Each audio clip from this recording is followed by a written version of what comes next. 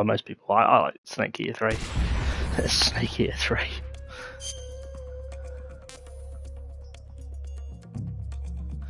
Playing the knock inside data shed across. I'll stick to the European version. It's the one I played, so I don't know what the difference is. Is it PAL and NTSC? Like the screen ratio? I don't know.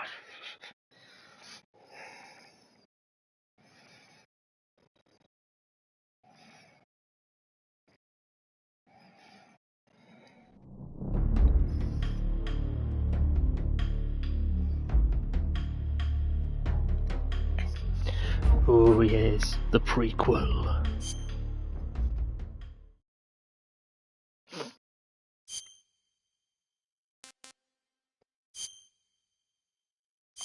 I do like MGS 2. But there was a reason I picked that. After the end of World War II, the world was split into two, East and West. This marked the beginning of the era called the Cold War. Oh, it's war. It's cold. It's chilly.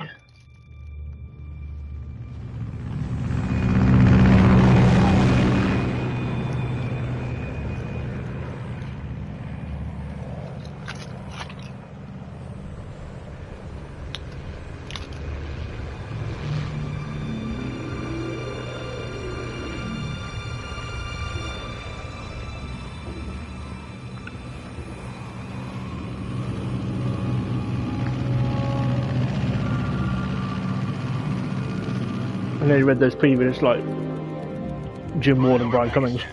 Almost read them as Jim Cummings. I was like, Winnie the Pooh is in Metal Gear Solid. It's a Metal Gear. 20 minutes to drop off. Oh, Pressurization. Equipment check. Arm main parachute. All right. You ready to go? Drop zone still showing a high pressure mass. Cav okay. Good. We've got high visibility.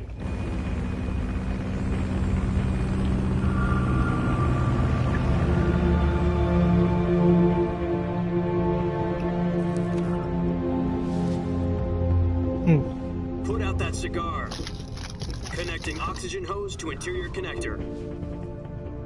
Put on your mask.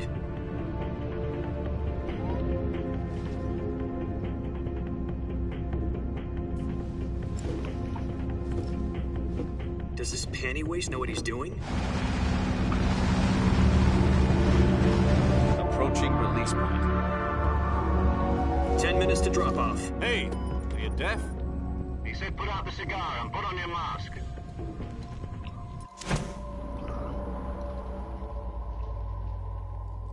dramatic camera angles. Lands in the fuel tank, bang. Depressurization complete. Checking oxygen supply. 6 minutes to drop off. Opening rear hatch.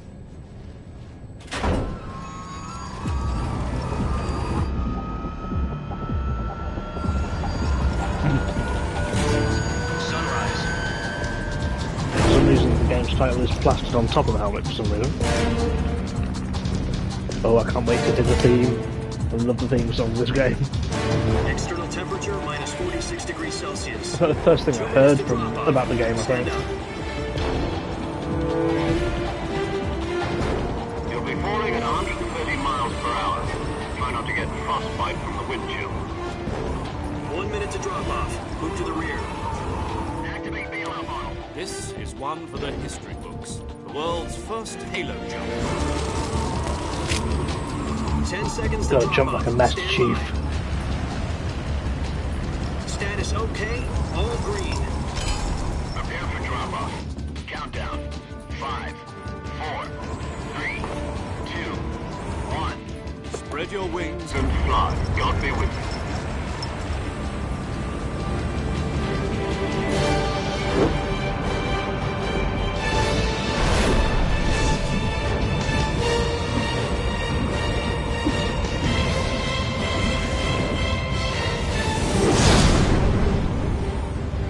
Suddenly flames.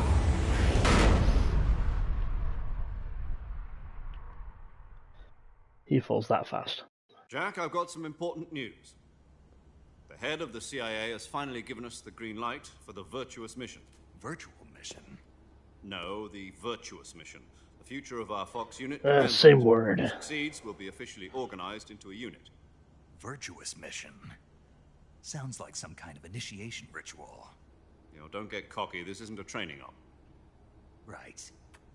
So what exactly is this wonderful mission?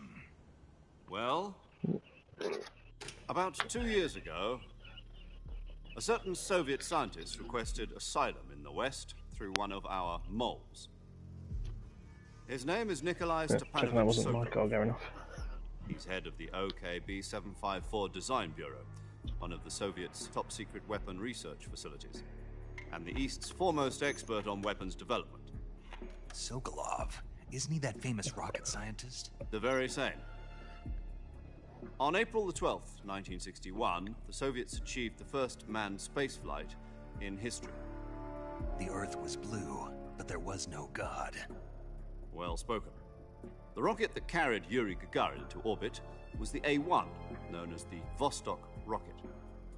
Sokolov is said to be the man most responsible for the multi-engine cluster used in that rocket.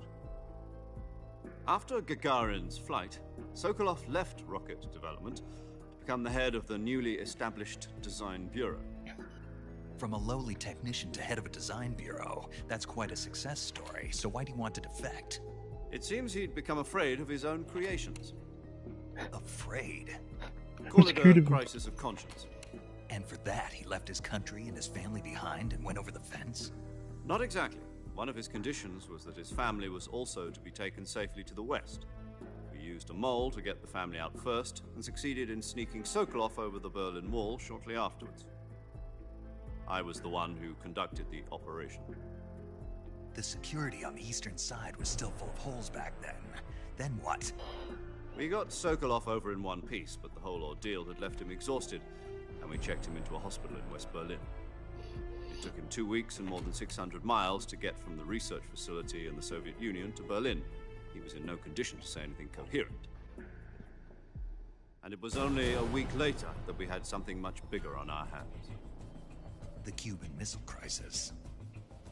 October the 16th, 1962, President Kennedy received word that the Soviets were in the process of deploying intermediate-range ballistic missiles in Cuba. Yeah, I remember learning about that in school.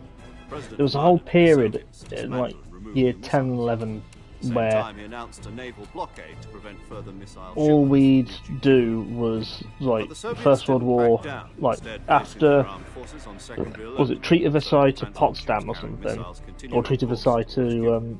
US and the Soviet Reichstag forces being went on alert attacked. for an all-out nuclear war. Frantic Basically, sort of from the negotiations were conducted end of the with First World War to the UN's rise of Emergency Nazi Germany, Security and then we did Council and a unofficial one sort of end the covering hair-trigger standoff. bits of this. It was Finally, on more October the 28th, Cuban Missile the Soviet Crisis, Union agreed to NAM. remove its missiles from Cuba, That was about it. and so the world avoided a nuclear holocaust. But in order to get the Soviets to pull their missiles out, we had to make a deal. You mean the one where the At least US those are two agreed bits I to remove remember its anyway. IRBMs from Turkey? No. The Jupiter IRBMs deployed in Turkey were obsolete, and we were going to get rid of them anyway. They had no strategic value whatsoever to either the US or the Russians. The Turkey deal was a ruse, a cover story that was fed to the other intelligence agencies around the world. So what did the Russians really want? Fed like cat food. Sokolov. They wanted us to return Sokolov. You mean the Soviets pulled out of Cuba just to get their hands on Sokolov? That's right. What the hell was he working on? At the time, Something we had no idea. sus. We were running out of time.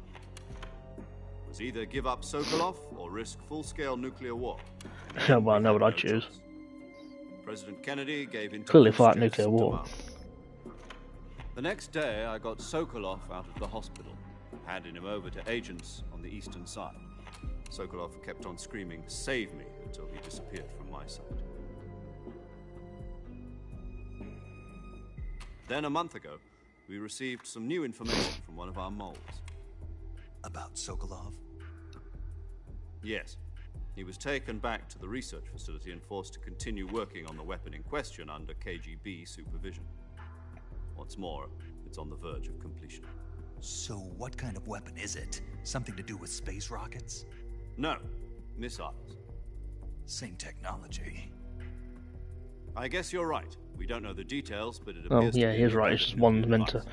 propel For into half a space, year the other now, one the to Soviets propel have been into back conducting into the Earth. frequent nuclear tests at Semipalatinsk. Something to do with the weapon, I assume.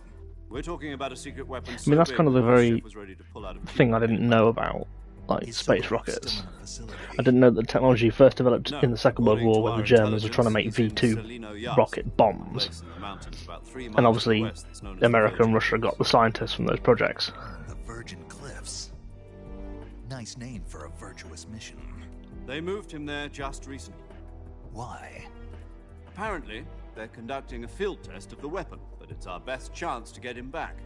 This mission would never have been possible if he was still in the research facility. This is our last chance. Sokolov must have known that too when he contacted us.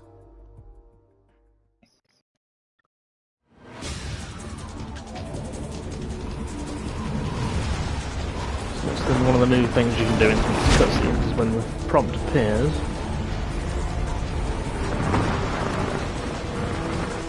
Does it? Yeah.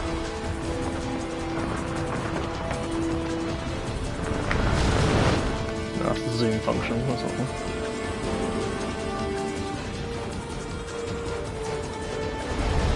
There it is. Jack. Your mission is To to view infiltrate Selino stuff Yas from in his the Soviet perspective. mountains, ensure the safety of Sokolov, and bring him back to the west. Kind of cool.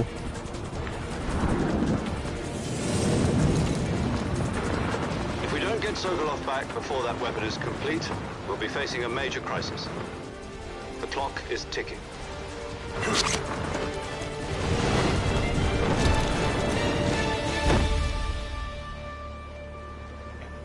Once we've confirmed the rescue of Sokolov, stand by at the recovery point. A recovery balloon will be dropped at that point. Helium will be pumped into the balloon to inflate it. The process takes about 20 minutes.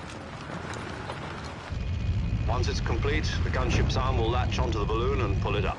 The Fulton surface-to-air recovery system. I'm familiar with the theory. Take it easy. It's been combat-proof. So much so it'll become a Do you think mechanic Sokolov is up to it? in the next few games. The shock will be less than during a parachute jump, and the arm can handle up to 500 pounds. So you're planning on going over the border in a single combat talent? She's equipped with 2 6-barrel 20mm Vulcan cannons, as well as 2 40mm machine guns. Sounds like she could hold her own against a battalion of tanks. Even with the fuel in the reserve tank, we're facing a 4-hour time limit. If all goes well, it shouldn't take more than a few hours. Home in time for dinner. But if anything goes wrong, You'll be eating dinner, breakfast. and all the rest of your meals in the jungle. Oh no, what a shame.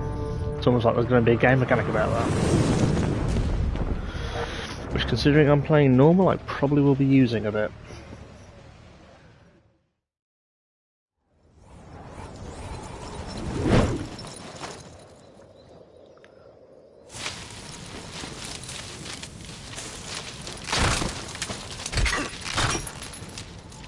Ah, my fanny pack. Dramatic drop.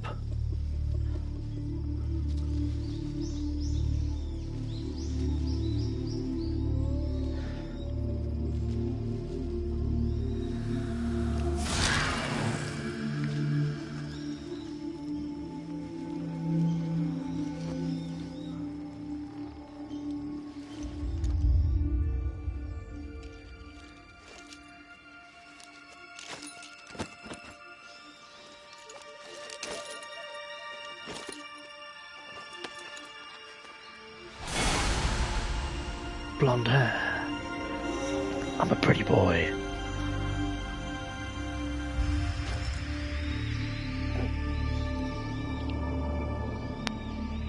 Now this is a weird thing, but actually that is going to be quite useful later on.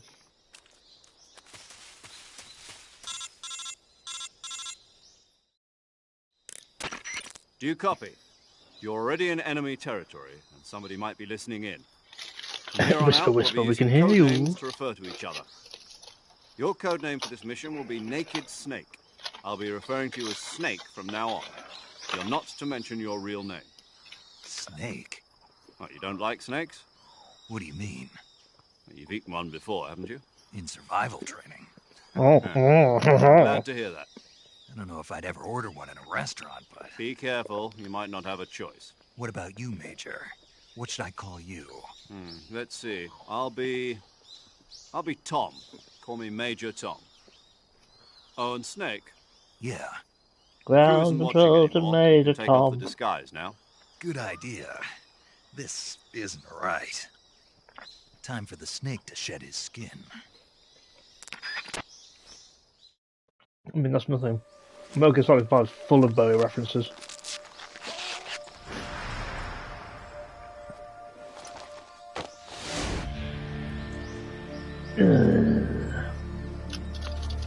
So grizzled.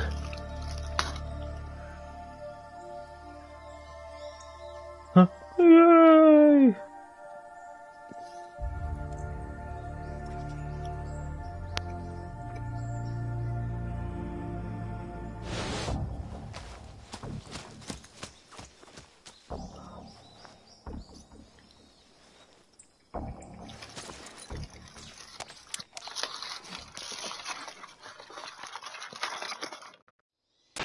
Can you hear me, Major Tom? This is Snake. Kept you waiting, huh? This will be a sneaking mission. You must not be seen by the enemy. You must leave no trace of your presence. Is that clear? This kind of infiltration is the Fox unit's speciality. In other words, weapons and equipment are procured on site. That goes for food as well. You're completely naked, just as your name implies. Great. Now I see why you asked me if I like snakes. I suppose calling me Snake was your idea of a joke, too. No, there's a good reason for that. I'll tell you later when the time is right. Gotcha. Getting back to the subject, how exactly am I supposed to feed myself? You've been issued a knife and a tranquilizer gun. Use them to hunt for food. You'll also find some medical supplies in your backpack. Yeah, about the backpack. I lost it in a tree on the way down. Well, you can't I climb see. trees, well, you're Well, useless. You'd better go back and get it then. You know where it is? No problem. I can see it from here. It's stuck on a branch. To climb a tree, stand in front of a tree that's covered in ivy and press the action button. I'll be monitoring your progress over the radio. We can't risk violating Soviet airspace, but I'll be in the gunship. My frequency is 140.85. I'll give you a call if I need to talk to you. If you need to talk to me, use the send function. Okay, Snake, go get your backpack. Well, so those of you who don't know how this game works, obviously we're now in the jungle. There is no sort of hyper technology to speak of, and you have to collect food. Just kick a snake to death, why not?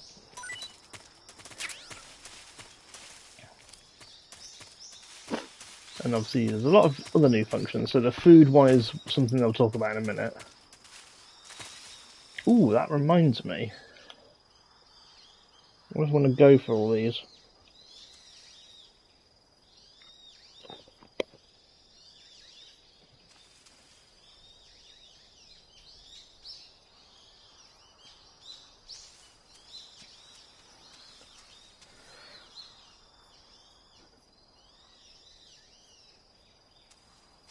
The little frogs you can find.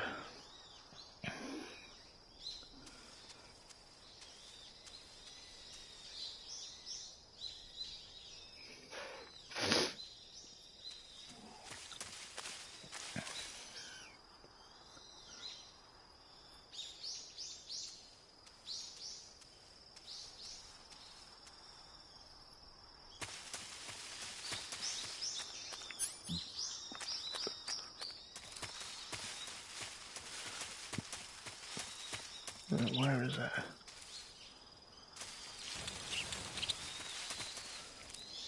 Oh, yeah, there it is. So yeah, these sort of those little goofy little frogs there, and we'll try and find all those. So if you see me wandering around going, I don't know what I'm doing, then I may be consulting a guide for some of them anyway, because I can't remember where some of them are.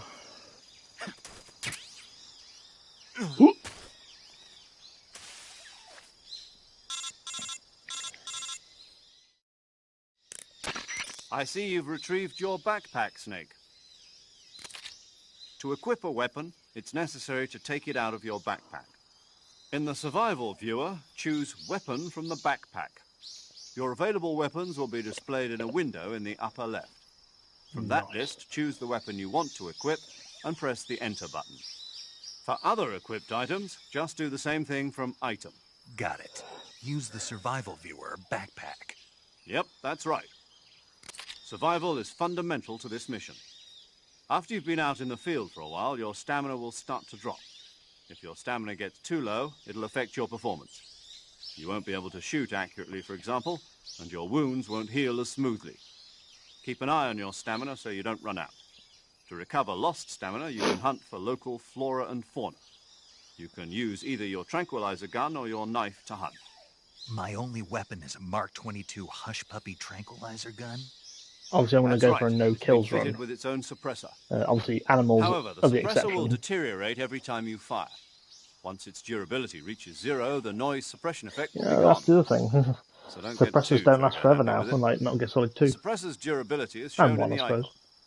Any weapons and equipment beyond what you're carrying now, you'll have to find as you go. I have to find my own weapons and equipment? Whose crazy idea was this anyway? Solo Jesus covert is. actions are standard Fox operating procedure. You can't leave any traces of your presence. No weapons, equipment, footprints, sweat, or bodily waste. The same goes for bullets and cartridges, too. Your presence in enemy So no territory beating is your already a snake in the violation jungle. of Don't international want any of that conventions fluid of being left warfare. either. There aren't supposed to be any American soldiers in Russia. It could spark an international incident. You can't let anyone see you. You can't let the enemy know you're there. This is a stealth mission. You're a ghost, Snake, in every sense of the word. Ghost. And there'll be no rescue if you're captured. The military and US government will deny any involvement in the affair. Then I'll just have to take care of myself, huh? I'm afraid so. You've been given a fake death pill for that purpose. SIS guidelines stipulate that soldiers on covert ops like this one be issued a potassium cyanide capsule. Tape it to your body so you can take it when you need to. How generous of you. Use it if you're taken prisoner by the enemy. It'll send you into a state of false death for a short time. Fooling them into thinking that I'm really dead. So, how do I come back to life? Just take the revival pill. You mean that thing they put in my tooth before the mission? That's the one. But be careful. If you remain in a state of false death for too long, nothing will be able to bring you back. Remember that. I'll keep it in mind. You said this was a solo mission, right? Right. I guess that means I can't count on any reinforcements. Correct. The mission rests entirely in your hands. A real one-man army. Relax. There's a support team ready to back you up over the radio. Who? I'll introduce them to you. This time, survival is of utmost importance. The first member of the support team will be in charge of monitoring your physical condition, acting as a medic, so to speak, as well as recording your mission data. She's a member of Fox as well, and she's here on the gunship with me. She? Hello, Snake. I'm paramedic. Nice to meet you. Paramedic. As in a medic who comes in by parachute. Aren't you going to tell me your real name? Are you going to tell me yours, Mr. Snake? My name, huh? It's John Doe. And they call you Jack for short. You're a regular Captain Nemo. A name means nothing on the battlefield. After a week, no one has a name. What's your name? Jane Doe. Very funny. I wasn't joking, but I'll tell you my name only if you manage to make it back alive. My Sure, frequency is really care about that. 145.73. She's also in charge of recording your mission data. Whenever you want to save, send a message over the reserved save frequency, 140.96. So saving lets me record my mission data. That's right. It also records the state of your health. Good to know. There's one more person I want to introduce you to, Snake. Huh? Speaking of snakes, you remember the boss, don't you? A legendary soldier and your mentor. Actually, it was the boss that got the DCI's authorization in the first place. She's going to be serving as Fox's mission advisor. The boss is? She also helped me plan this mission. She and I were at SAS together. Jack, is that you? How many years has it been? Boss? It's That's Diana right. from Family Guy. It's me. Though I think I saw this before I saw Family Guy, and it Let me hear didn't your correlate the voice. two voices. It's been 5 years, 72 days, and 18 hours. You've lost weight. You can tell just by the sound of my voice. Of course I can. I know all about you. Really? Well, I don't know anything about you. What's that supposed to mean? Why'd you disappear on me all of a sudden? I was on a top-secret mission. You didn't need me anymore. But there were still so many things I wanted you to teach me. No, I taught you everything you needed to know about fighting techniques. I taught you all I could. The rest you needed to learn on your own. Techniques, sure. But what about how to think like a soldier? How to think like a soldier? I can't teach you that. A soldier needs to be strong in spirit, body, and technique. And the only thing you can learn from someone else is technique. In fact, technique doesn't even matter. What's most important is spirit. Spirit and body are like two sides of a single coin. They're the same thing. I can't teach you how to think. You'll just have to figure it out for yourself. But I don't want to learn how to cognitively do things. Just because soldiers are on the same side right now doesn't mean they always will be. Having personal feelings about your comrades is one of the worst sins you can commit. Politics determine who you face on the battlefield. And politics are a living thing. They change along with the times. Yesterday's good might be tomorrow's evil. Is that why you abandoned me? No, it had nothing to do with you. I already told you, Jack. I was on a top-secret mission. A soldier has to follow whatever orders he's given. It's not his place to question why. Reason to fight. You are a natural-born fighter, but you're not quite a soldier. A soldier is a political tool, nothing more. That's doubly true if he's a career soldier. Right and wrong have no place in his mission. He has no enemies and no friends. Only the mission. You follow the orders you're given. That's what being a soldier is. I do whatever I have to get the job done. I don't think about politics.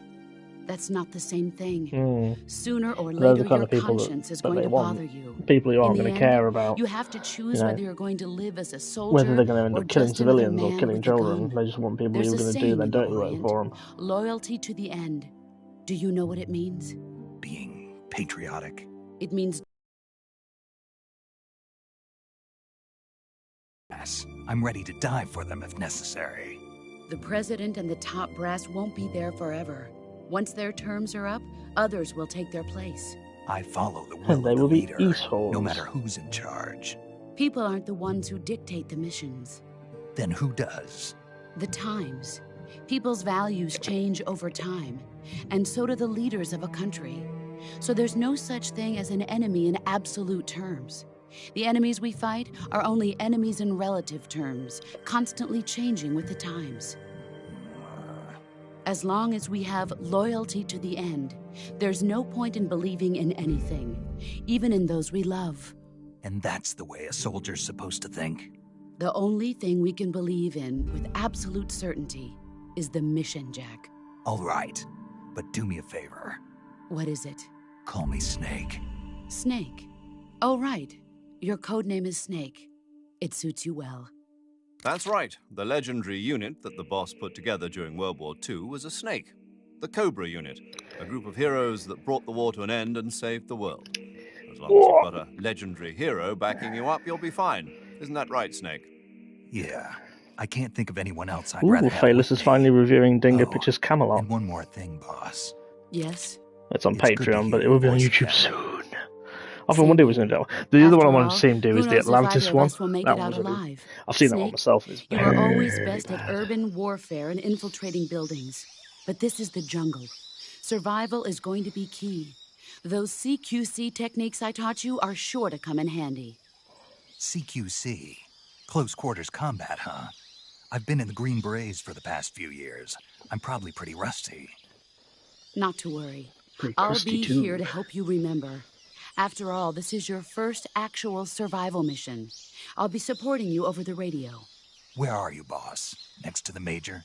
The boss is communicating with us by radio from aboard a Permit-class submarine in the Arctic Ocean. My frequency is How handy. 141.80. Call me if you need my advice on battle techniques. Gotcha. Your mission is to retrieve Dr. Sokolov. This is kind of the one thing Dr. Sokolov is people being have held issues in an with, abandoned factory sort located of. to the north of your current position. Yeah, I don't know, issues, I don't know Avoid if it's the heavy word or combat not, and but don't it's let like anyone see you.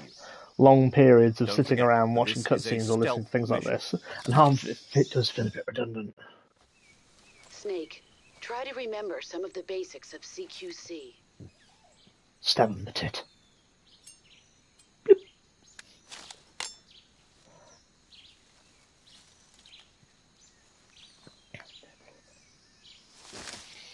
Commencing virtuous mission now. God, I'm going to embarrass myself now. I used to have a few fake like BB guns back in the day, and I had like a Colt 45 and a Beretta, and like the typical bigger than they actually are kind of guns, because they're fake ones. And I'd sometimes walk around with like a nail file, pretending to be Naked Snake, holding it the way he does, and I'm like, oh, this isn't that hard. Never actually done it properly. Right, so that's that one. Where's that list? Because I generally should take off. Oh, balls, you gotta go into them. Oh, well, I'll follow it anyway.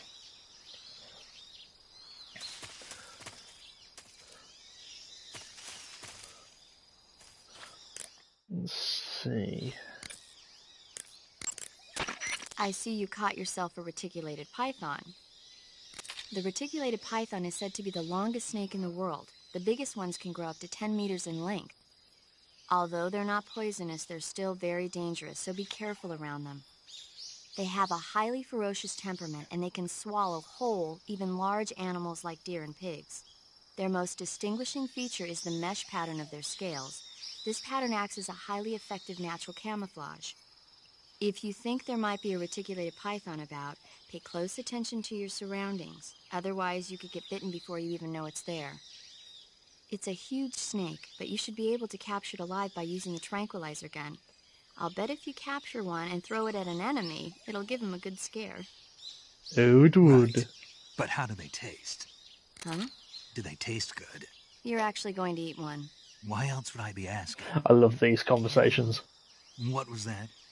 Nothing. Let's see what the guide says. Ah, you're in luck. It says they taste pretty good. Good. I can hardly wait. Ugh. I see you found some Russian oyster mushrooms. The Russian oyster mushroom is So an each of edible these variety different, that belongs to like, the sort of Shimeji family. fruit and It's known vegetables, to be or fruit and particularly whatever, rich in and vitamin meat and stuff. B1 and niacin. Some of them taste better than Apparently, others. it's usually found Obviously, growing on tree and stumps some of in them actually hollow are poisonous logs. as well. So look there if you want to eat some. Again, no question about what they were.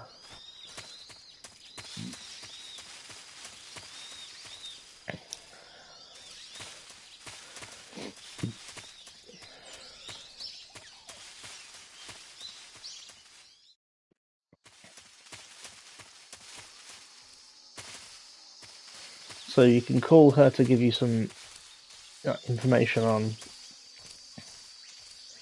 food, and if any of it's any good.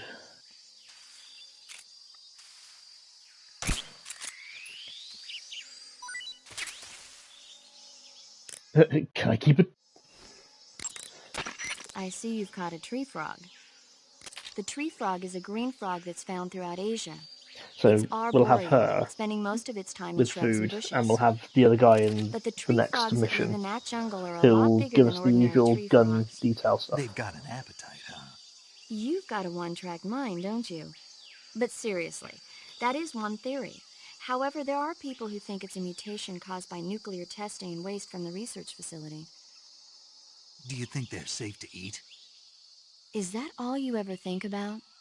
What else is there? Lots. Like what? Like why a frog would get so big in the first place. Whether it's a temporary phenomenon created by a unique environment, or a permanent mark of evolution, or a product of the toxic waste coming out of the research facility.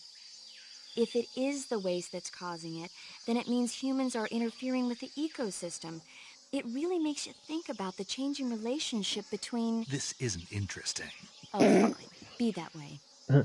I don't think that far How ahead. about it? I just You care about. mean, Oh, is no, it no, no, edible? no. Yeah, Well, I guess it's probably okay. probably. I don't know. The guide doesn't say anything. Pretty useless guide, if you ask me. Well, What is it? try one for dinner and you Gusto's can have anyone can eat in the improvement. jungle.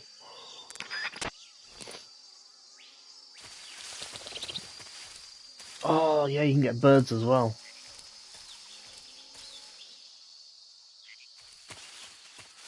I might hopefully get like some thermal goggles or something.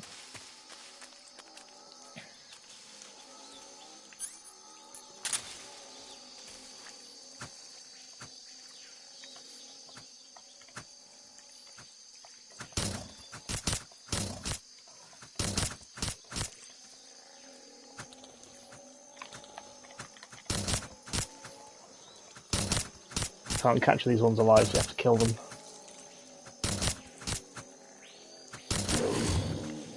There we go.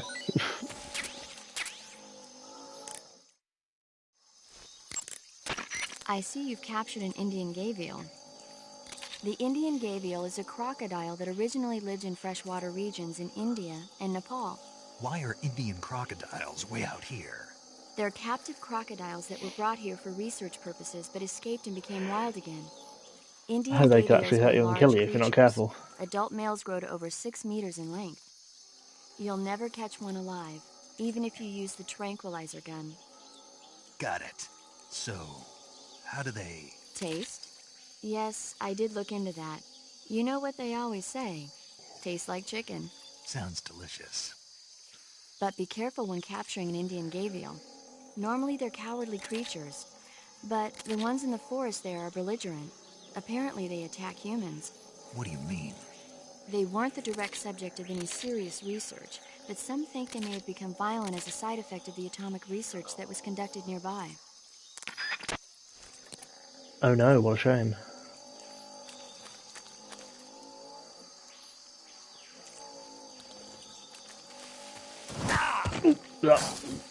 There we go. Ooh, grenade. God, there's a lot more of them.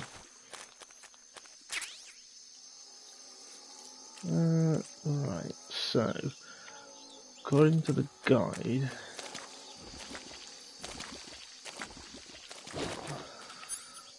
I think you can drown as well if you're not careful.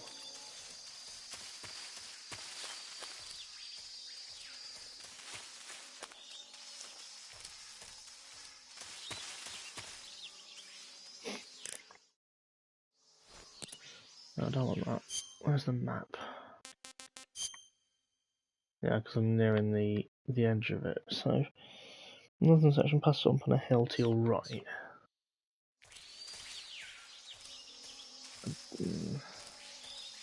Oh, there he is.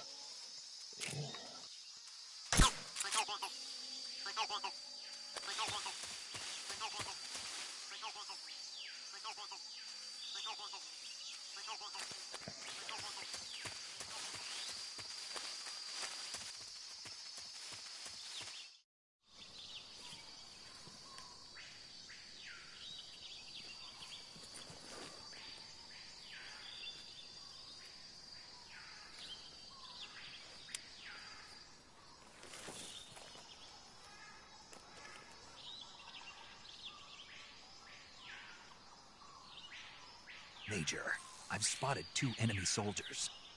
They're probably KGB troops sent to guard Sokolov. AK-47s and grenades.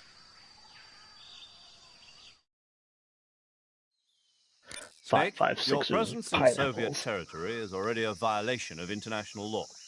We can't let the Kremlin find out that the CIA and the American government are involved. Contact with the enemy is strictly prohibited. Don't engage them in battle either. This is a stealth mission. Got that? The Major is right. The point of this mission is to sneak through the jungle without being seen. The success of the mission depends on how well you use your camouflage. Change your camouflage by selecting Camouflage from the Survival Viewer. Oh, yes, this The uniform interestingly option lets you really pick your uniform, cool mechanic, while but the face option lets tedious you to change your face sort of paint. use. Choosing camouflage that blends in with your surroundings. I think one of the will help things you people are hoping conceal for the yourself remake of more this game is that effectively. this is a bit less menu-driven. Also, don't forget that anything that moves will stand out in the jungle. If you just stand up and run around like an idiot, you're bound to be spotted. But if you crawl instead, you should be able to sneak by without being noticed. You can see how effective your camouflage is by looking at the camo index. The camo index shows how well your current camouflage blends in with the surrounding area. The higher the value, the harder you are to spot, and vice versa. The key is to make yourself one with nature. Keep that in mind as you go along, okay? So, for instance, our current uniform is rubbish, so let's have a look.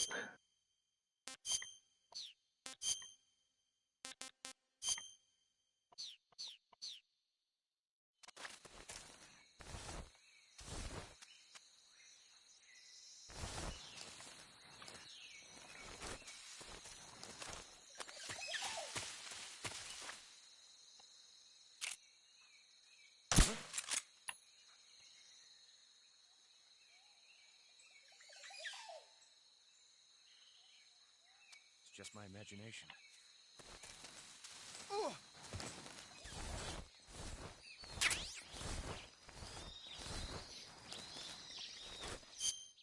Where are we currently?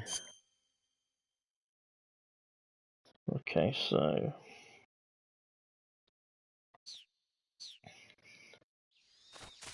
I'll make sure I get rid of all the guards.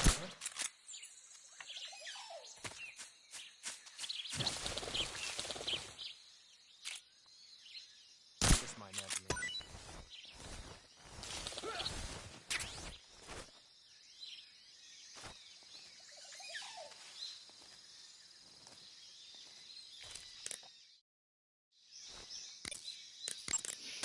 Looks like you found a galova.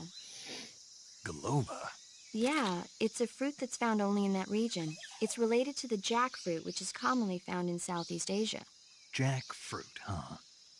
Yep, he's a cannibal. Huh? I didn't say anything. No, I'm sure you... I I'm said, sure you I'm said, sure you'd can like it. I ball? Oh. Galova means head in Russian. It's probably called that because the fruit grows to about the size of a human head. It's supposedly pretty good to eat with a uniquely sweet flavor. The fruit itself is fairly large, so you can make a meal out of it. Galovas grow directly off the trunk of the tree. If you're running low on stamina, it might be a good idea to keep an eye on the tree trunks.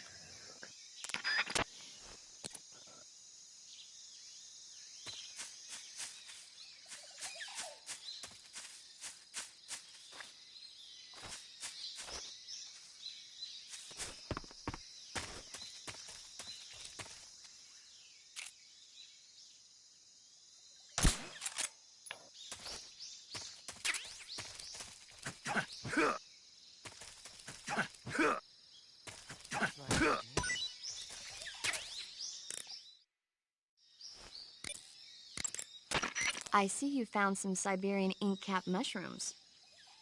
The Siberian inkcap is a mushroom from the inkcap family. Its life cycle is transitory. As soon as the spores mature, the cap starts to turn black, liquefy, and melt away. And that's why they call it an ink cap? That's right. It doesn't really turn to liquid, but you get the idea.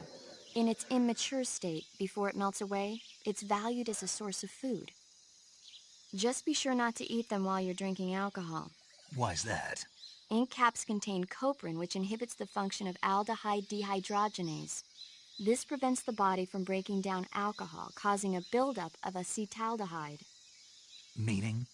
Meaning it will give you the hangover from hell. Oh. Wait a minute. What? You think I'd drink alcohol in the middle of a mission? Wouldn't you? Hell no. Well, I'm knocking a shot back now. What? Just teasing you. Oh, Oh, come on. Where's your sense of humor? Don't have I one. need a drink. There we go. So, right. Oh, could you see it just there?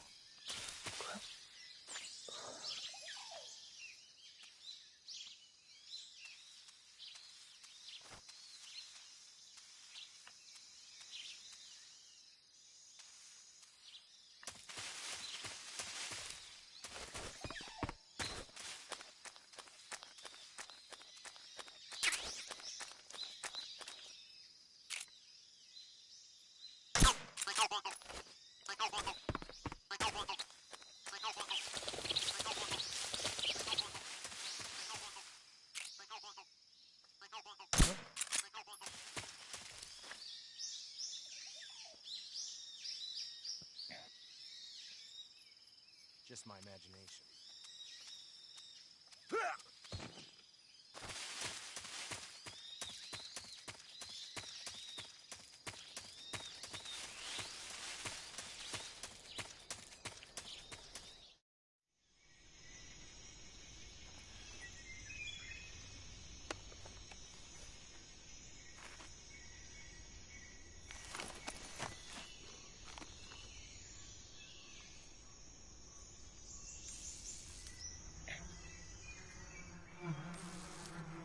Yee.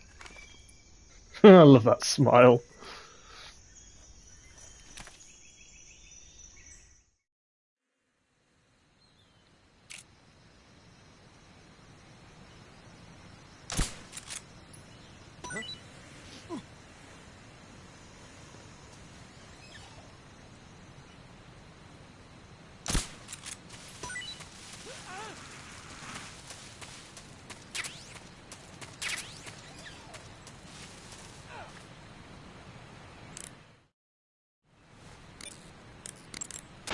I see you have a calorie mate.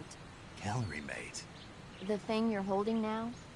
Oh, the little block that looks like a cookie? Try it, it's pretty good. Okay. But what is this thing?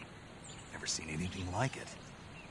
Calorie Mate is an energy supplement that contains all the proteins, lipids, vitamins, carbohydrates, and minerals needed for a balanced diet. It's a well-balanced food. Because of that, it's just perfect for giving your body the nutrition it needs in combat. It sounds like a space-age food. Real astronaut food is not very good, but that should taste fine. Yeah, and it'll help balance out all this jungle food I'm eating. It's easy and quick to eat, so it's perfect when you're running late for an important mission in the morning. I've never been late for a mission. Really? Aren't you always keeping people waiting? Huh? It's easy to keep track of your calorie intake and receive the nutrition your body needs, so it's good for losing weight, too. All of the geisha girls in Japan use it for watching their calories. Is that why they're all so slim? Right. And any diet where you eat nothing at all is bad for the body. I see. You seem to know a lot about Japan, don't you? Yes, I love Japan. It's almost as if it's been made by people who are. I see you've got yourself a Baltic hornet's nest. Baltic hornets are a variety of hornets that inhabit that area. The difference between them and other hornets is that they produce honey in their nests. Inside the nest are larvae, pupa, and adults. You can eat them all. In particular, the honey you find inside the nest is delicious and full of nutrients. It's easy to digest and helps pep you up when you're feeling tired. In short, it's the perfect survival food. Honey can also be used as a burn ointment. When honey is applied to a burn, it creates a protective coating over the skin. When you knock down a hornet's nest, a burn ointment will appear along with it, so don't forget to pick it up. Of course, the hornets aren't going to give up their nest without a fight. If you knock a nest down, a large swarm of hornets will come flying out, so be careful.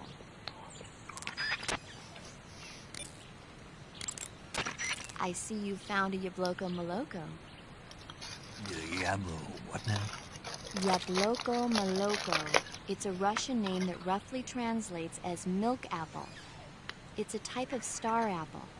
The juice is thick and sweet, like milk, hence the name. And if you cut one in half lengthwise, you'll see a star-shaped ring radiating out from the center. Hence the star apple. Right. The star-shaped part has a gelatinous texture and is said to be especially tasty.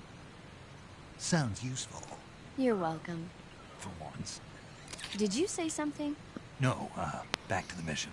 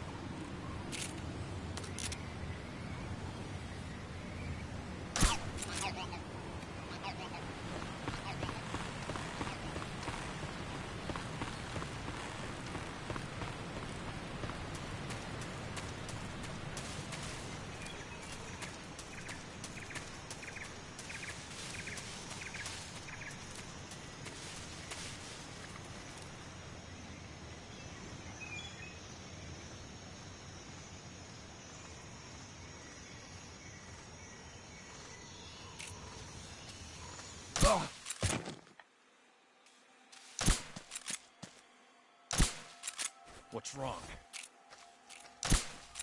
HQ, respond! This is HQ. Patrol here. We're under enemy fire. Enemy's position is unknown. Going into alert formation. Acknowledge. Sending reinforcements. Use extra caution.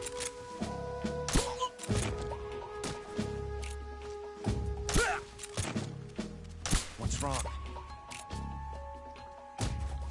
What's wrong? What's wrong?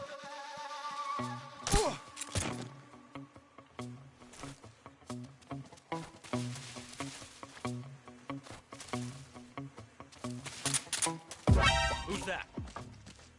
Radio, get us some backup.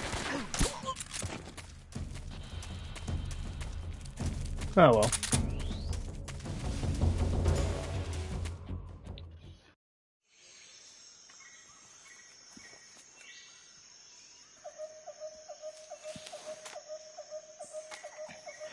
Probably wasn't gonna get complete stealth anyway. That's a bloody trophy for that. Major, I've reached the abandoned factory where Sokolov is supposedly being held. This place is a dump.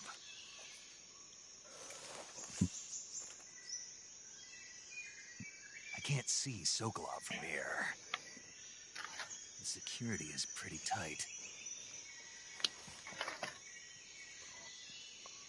There are sentries posted around the perimeter.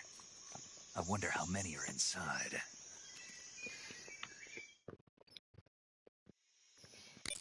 Your objective, Sokolov, is inside the factory. They should be holding him in a room in the northeast section. Northeast section.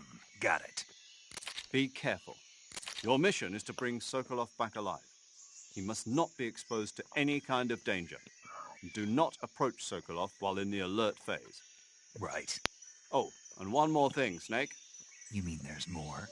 No, it's just that when you get to Sokolov, I want you to tell him something from me. And that is? Sorry for being so late. Is that all? Yes. Understood. Beginning my approach to the target.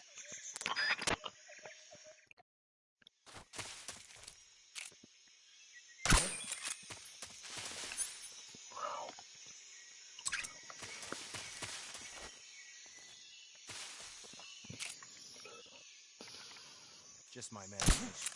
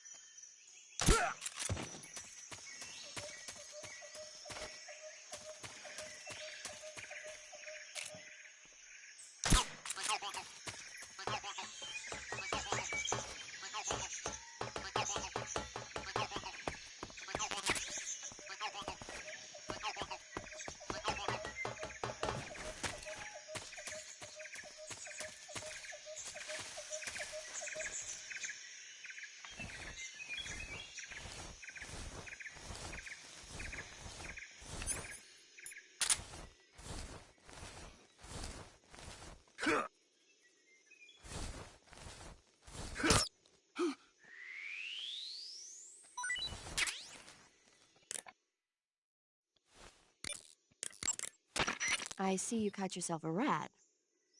The rats in that area are the descendants of wild Norway rats that were domesticated by humans as pets and lab animals. They're not poisonous, and I don't think they'll attack you, but they're quick little creatures, so you might have a hard time catching one. Uh-huh. So how do they taste? Snake. What? They're rats. I know what they are. Do they taste okay? The guide says they're not that bad. Good enough for me. Ugh.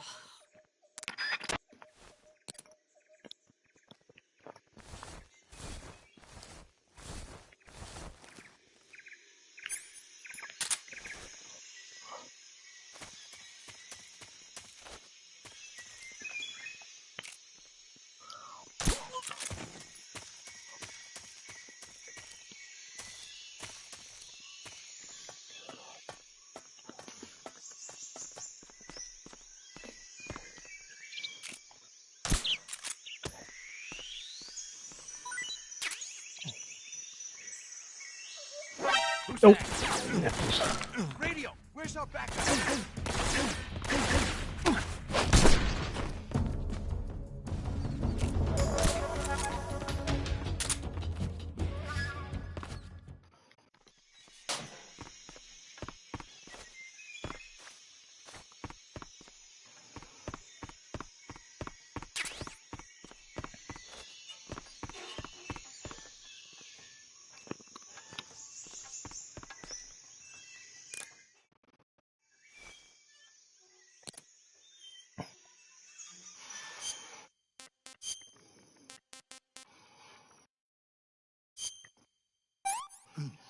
Ah.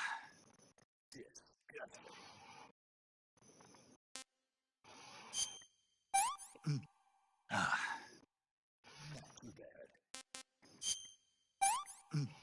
Ah. Ah. That's so great.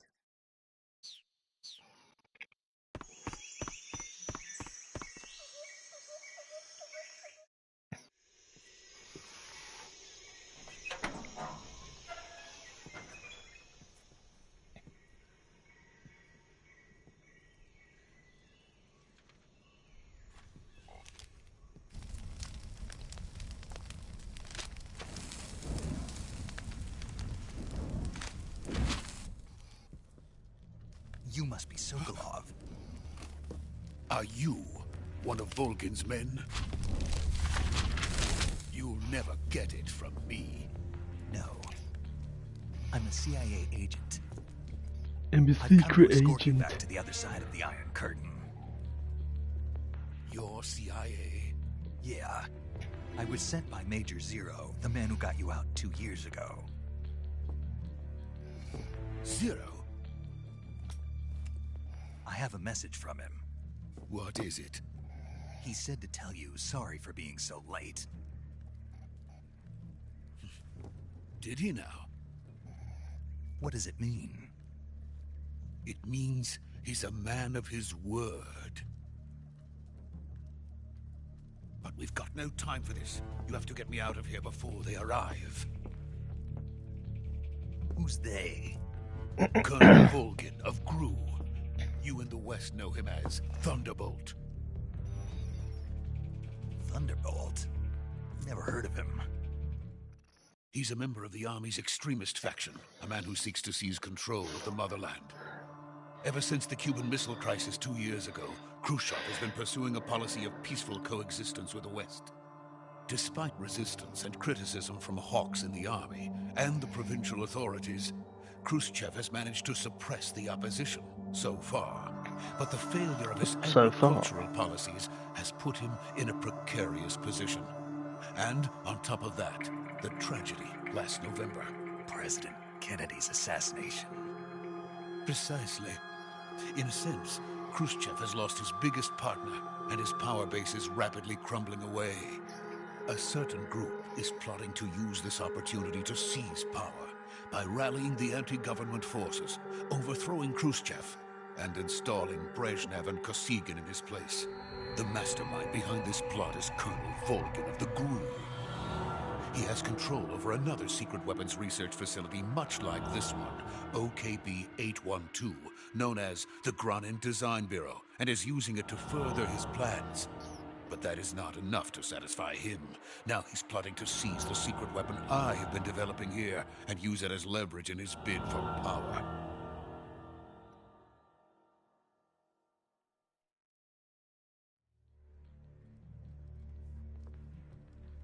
The intelligence says that they are going to make their move during the test.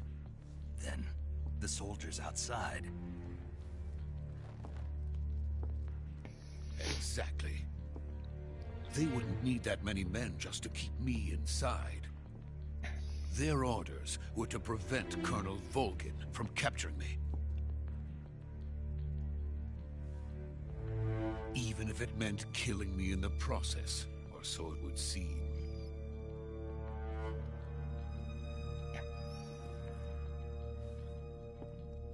Volgin will come.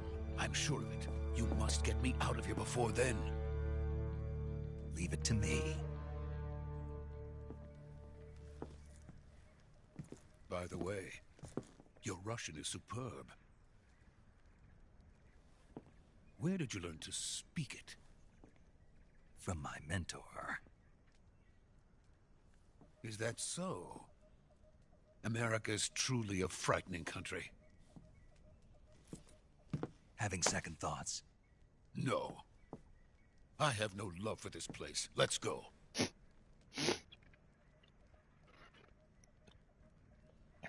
Fair enough. Oh, but first, a phone call, sorry. Major, this is Snake. Sokolov is safe with me. He's doing fine. No injuries.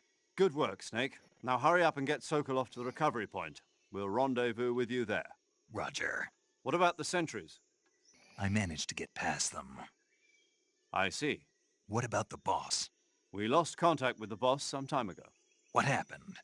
It's probably just a weak signal. Just hurry and get Sokolov out of there.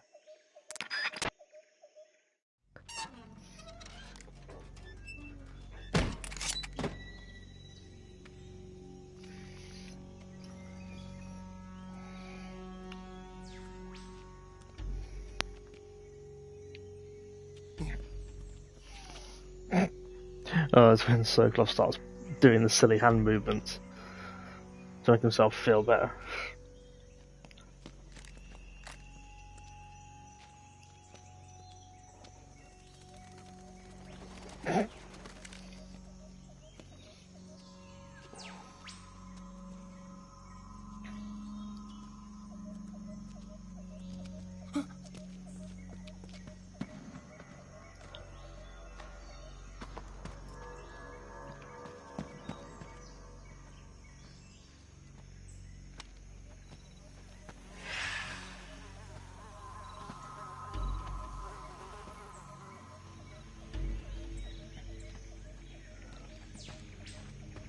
Freeze!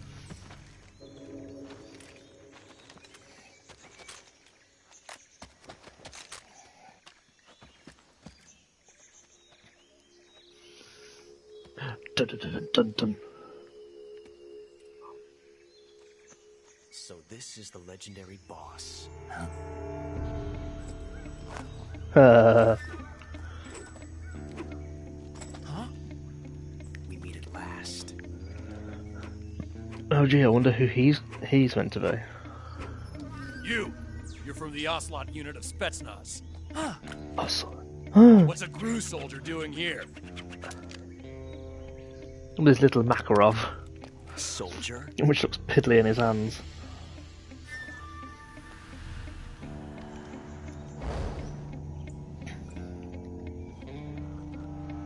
Swag. He's the Ocelot commander. Ha! That's Major Ocelot to you. Well, Major something. And don't you forget it.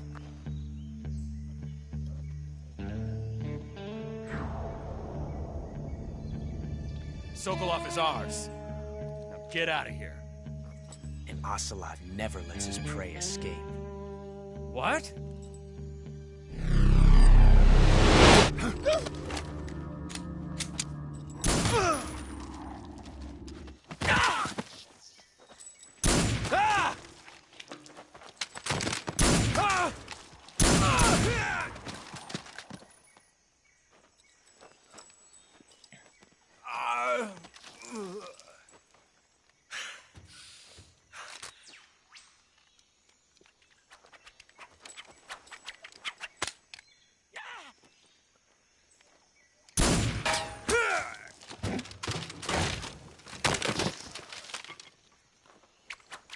Still a good gunsmith though. Or gunsmith? You know what I mean.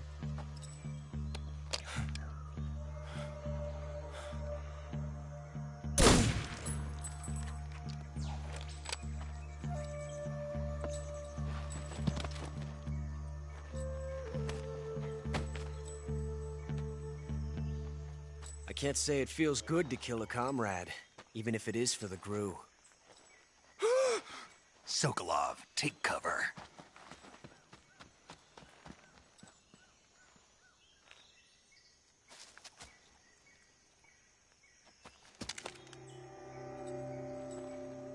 Huh.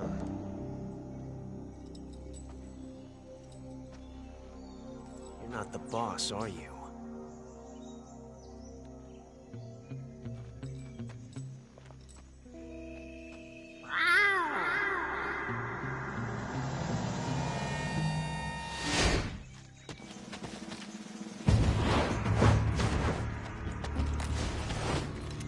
GRU operatives!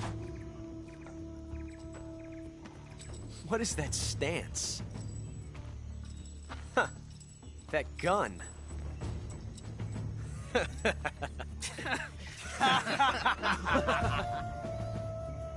If you're not the boss, then die.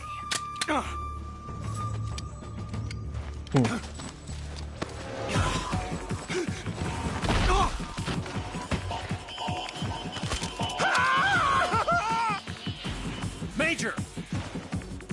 Leave it! Shoot the other one! Whoa!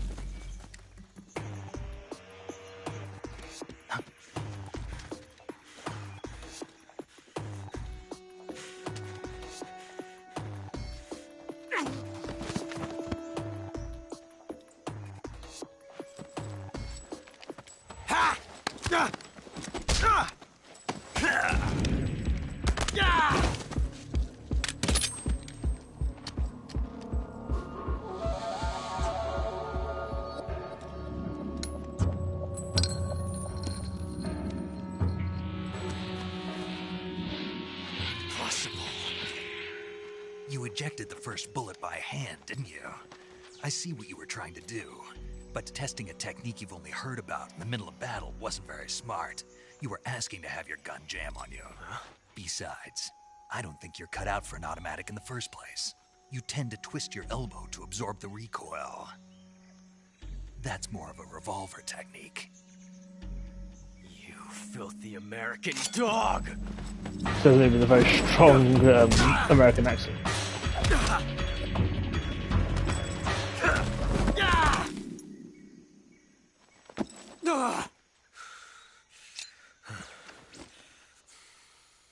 But that was some fancy shooting. You're pretty good. Pretty good.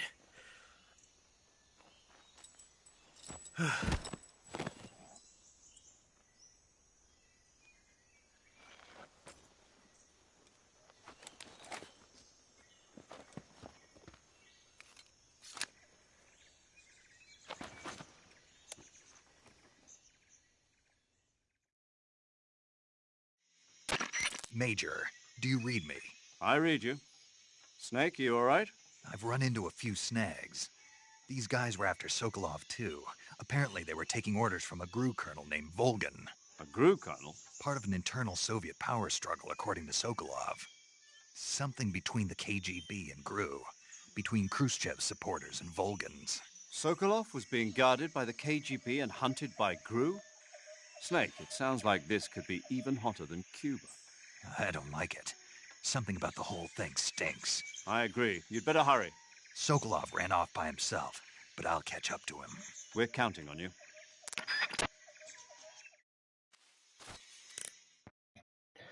I believe there's an explanation to what technique it was I trying see to... you've caught yourself a never Sunda mind. whistling thrush. The Sunda whistling thrush is a bird native to Java and Sumatra. It's distinguished by its large blue body and long beak. It really stands out in the It's forest. like a Middle Eastern gun technique. Got it. So... How does it taste? yeah. I don't know. You don't know. The guide doesn't say. I guess there's no reason you couldn't eat them. Oh, I see. But it's nice and plump, so I'm sure it'd make a hearty meal. That's a good point. By the way, Snake, What? what was that little lecture back Yeah, there? here we go. Lecture? You were instructing the GRU commander, weren't you? Something about the first round or his hand? Yeah. What was that supposed to mean? Well, whenever he put a new clip in his gun, he'd always load the first round by hand, whether there was a round left in the chamber or not. It's a technique they teach in the Middle East. By making sure there's always a round in the chamber, you eliminate the risk of pulling the trigger with nothing to fire. He must have heard about it from someone or read it somewhere. So he manually loaded the try it out for himself. Okay, yeah, okay, it makes sense now. To show off his new technique. That's when you make mistakes. So what he did is he not checked that he had an empty clip, loaded one of the bullets manually into the chamber that way. And what were you saying about him being But because more suited to revolvers? basically the first bullet, the bullet at the top of the clip, got caught in and it jammed the gun that way. It looked If like that he makes wasn't sense. where he was doing it, but that habit can be either a fatal flaw or a gift. What do you mean? Automatic weapons use recoil to operate, so if you don't let the recoil hit you, it interferes with the operating cycle of the gun. Because obviously whenever you cock the gun back, whenever you cock But with a revolver, there's no need slide back, it's meant to load a bullet into the chamber. He'd half done it with the first one, put one in front of it, and that basically jammed it that way. So there's two bullets in the chamber and there shouldn't have been. Revolver. Handy? Are you listening to yourself? What do you mean? He's the enemy. Why are you giving him advice? Snake. I don't know. For some reason, I couldn't help but point it out to him. Snake, are you all right? Yeah.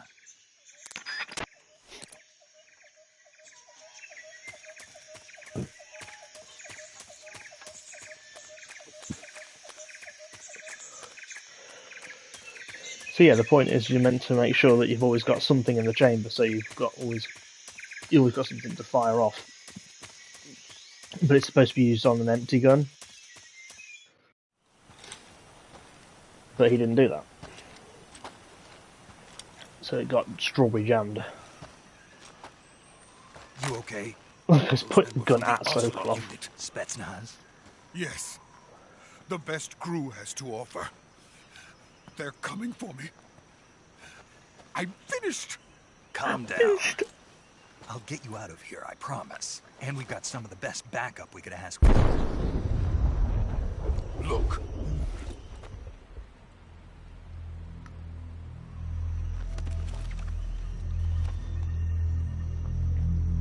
That's what they were making you build? Yes. The Shagohod. The treading behemoth. A tank capable of launching nuclear IRBMs. It can launch nuclear missiles from that kind of terrain? Oh, yes. And without support from friendly units. A nuclear-equipped tank capable of operating solo.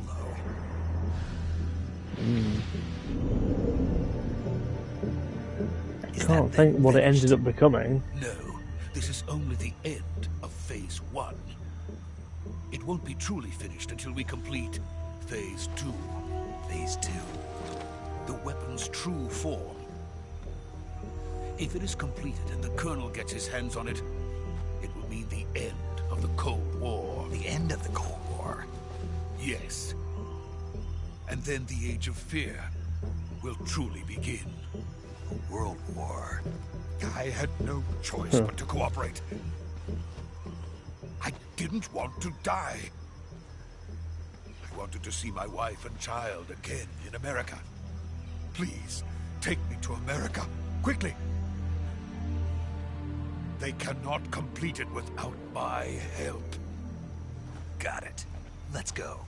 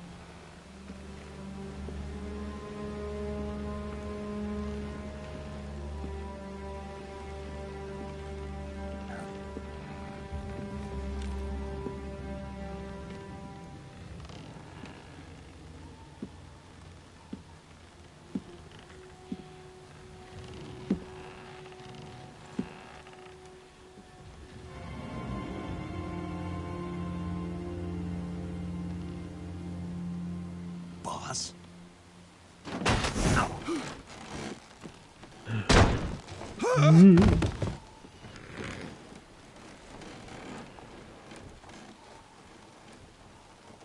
Good work, Jack.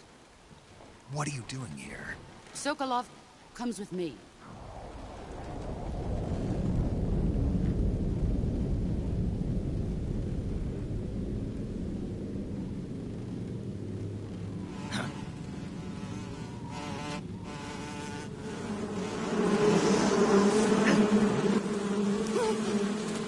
Hornets.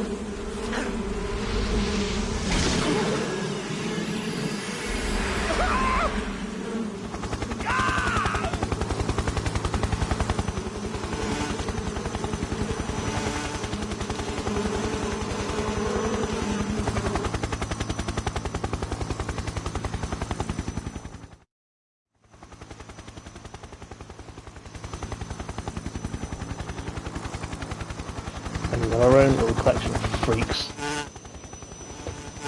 I mean, awesome. I mean, to be fair, I love how every game has got its own collection of like super-powered My friends, people. let us fight together again. I have waited long for this day. Michael Bell. We will fight with you once more. Welcome back, boss. Now that all 5 of us are together, it's time we go to the depths of hell itself. I'm sure they tried to explain how they have these abilities. It's raining blood. Is he crying?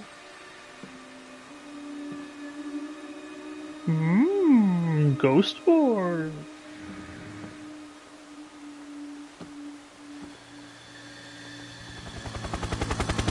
Parasite. Oh yeah, parasite therapy. Something that's not really brought up again until Kuwabara, Kuwabara.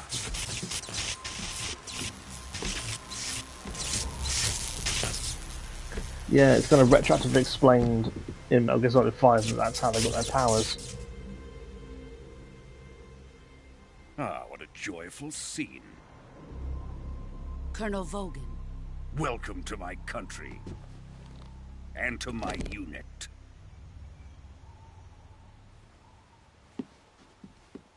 Boss, what is this? I'm defecting to the Soviet Union. Dun, Sokolov dun, is a little dun. gift from my new hosts. Recoilless nuclear warheads.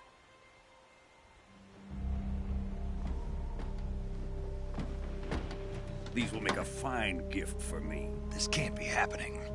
Who is he? Another one of your disciples? Are we taking him with us?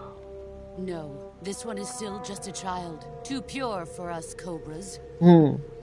Someone's made a He One has Piece not joke. yet found an emotion to carry into battle. What are Well, you seeing this is talking about? Volgan. He ate the Goro Goro, no Think my you can no my pull the devil fruit. trigger?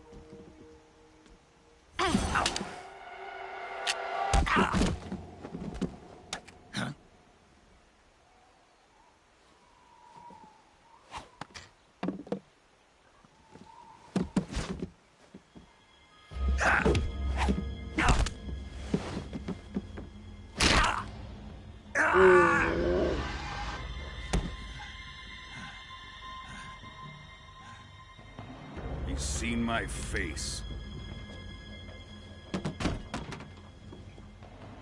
can't let him live.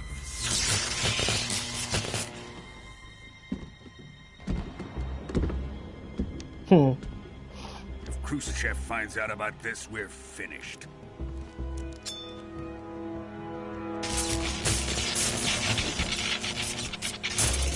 I love one person's like, they shouldn't need to explain it. Wait. It removes the He's mystery. my apprentice. I'll take care It's like of Metal him. Gear Solid 4 is a good example of when you over-explain your character's powers. Jack, you can't come with us.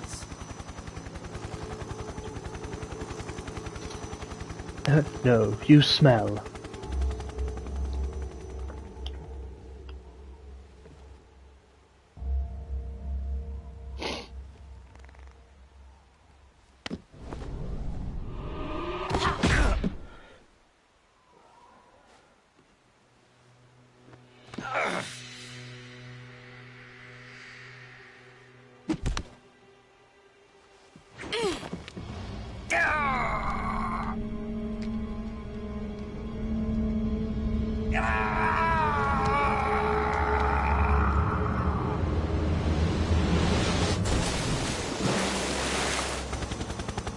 The new blood has been rejected.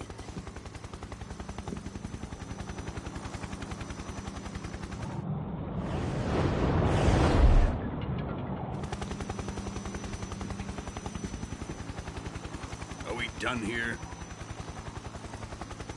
Now, onto Sokolov's research facility. Shagohod is ours.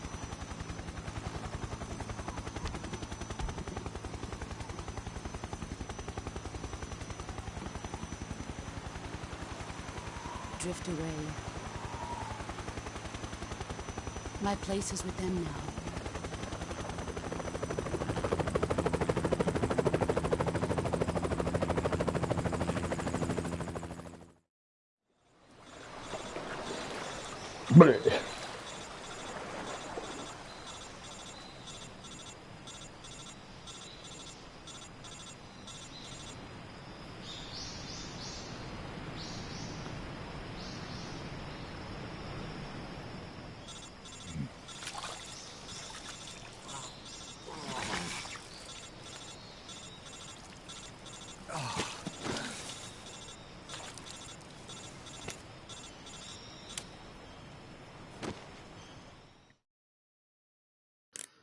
Snake, can you hear me?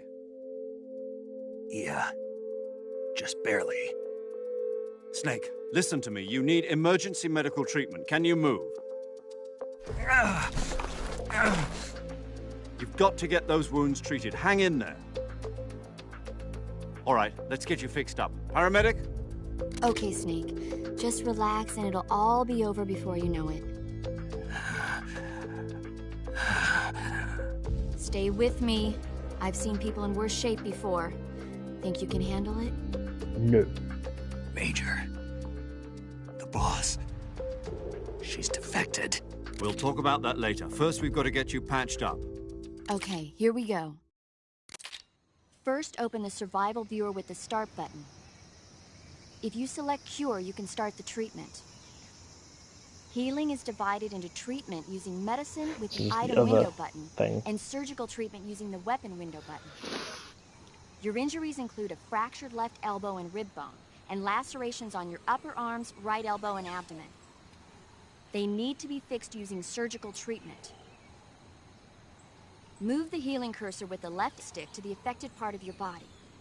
Once you've selected the affected area, hold the weapon window button and use the left stick to select the medical item and then press the enter button. With this method, you can use items to help your recovery process. To treat a bone fracture, first secure the affected area with a fastener and then wrap it in bandages. That should do it. For lacerations, you'll need disinfectant to clean the wound, sutures to stitch it up, styptic to slow the flow of blood, and bandages to wrap the wound. If you do everything I mentioned, the wound should heal completely. Understood? Yeah. Stay with me. Go into the survival viewer and treat those wounds. Yeah, you can't move, but you got to do it anyway. Oop, there's someone over there.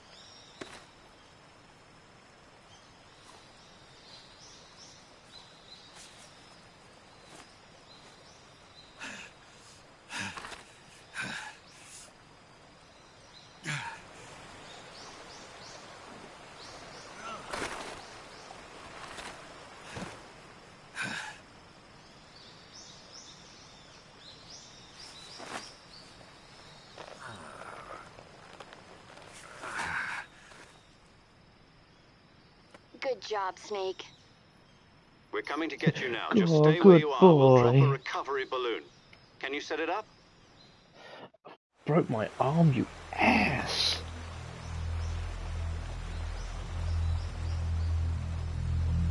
Oop, there he is. Who that is.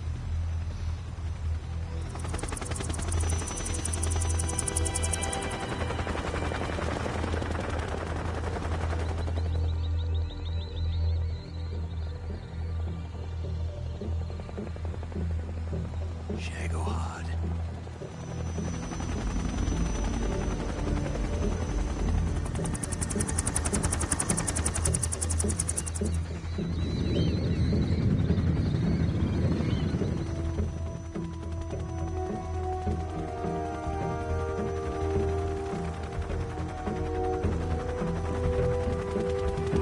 Oh, hands.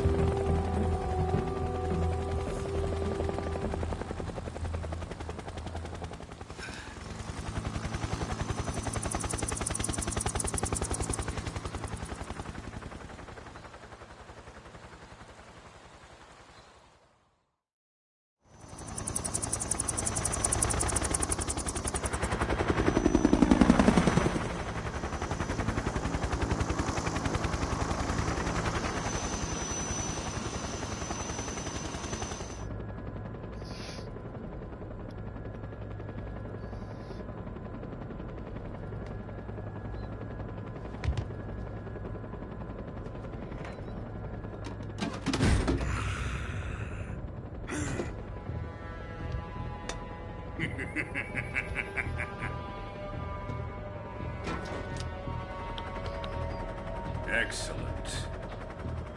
A great success. Thanks to the boss and her cobras, I have both Sokolov and the Shagohod.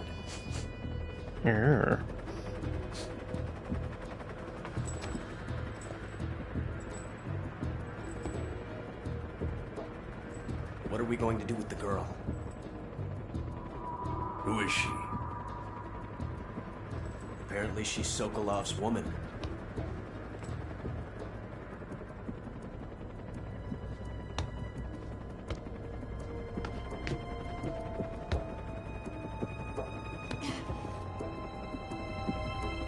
She's a nice catch. I'll take her. Not so fast, my dear.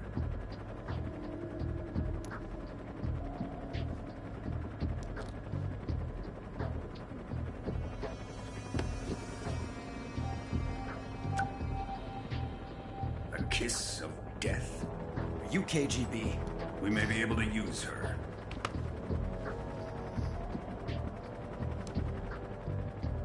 She has spunk.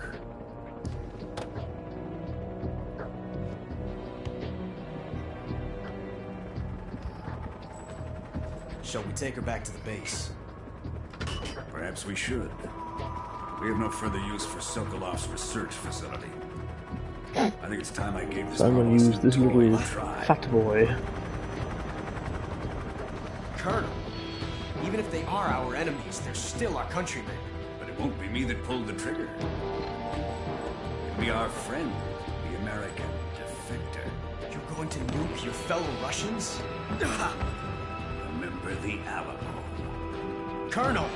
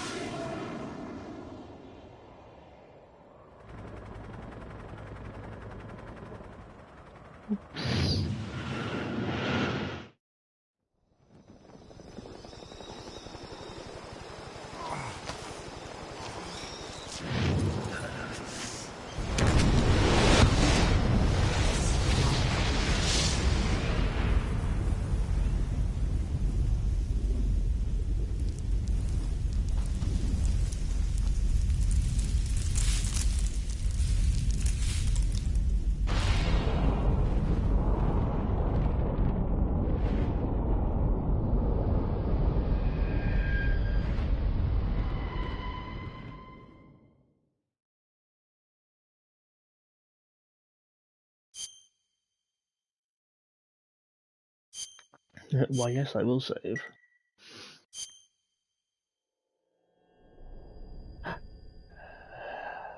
There's my favourite song.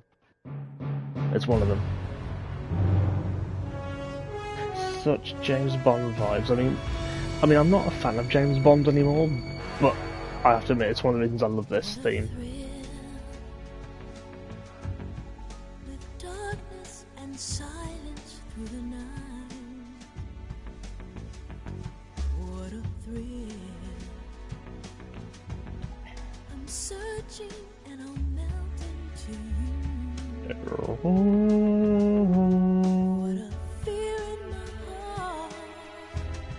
But you're so supreme. I give my life, not for honor, but for you. In my time, there'll be no one else. Crime, it's the way I Just I'm basking in it, I love it.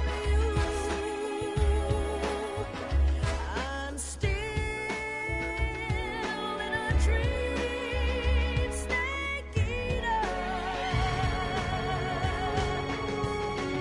Someday you go through the rain, and someday you'll feed on a tree frog. It's ordeal, the trial to survive. For the day we see new light, I give my life, not for honor, but for you. In my time, there'll be no one else. Crime, it's the way I lie to you. I'm still in a dream, snake eater.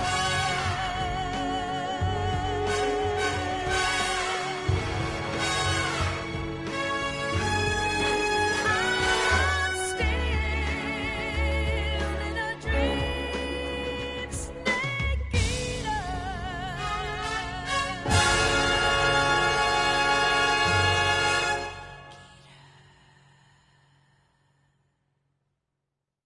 God, they really...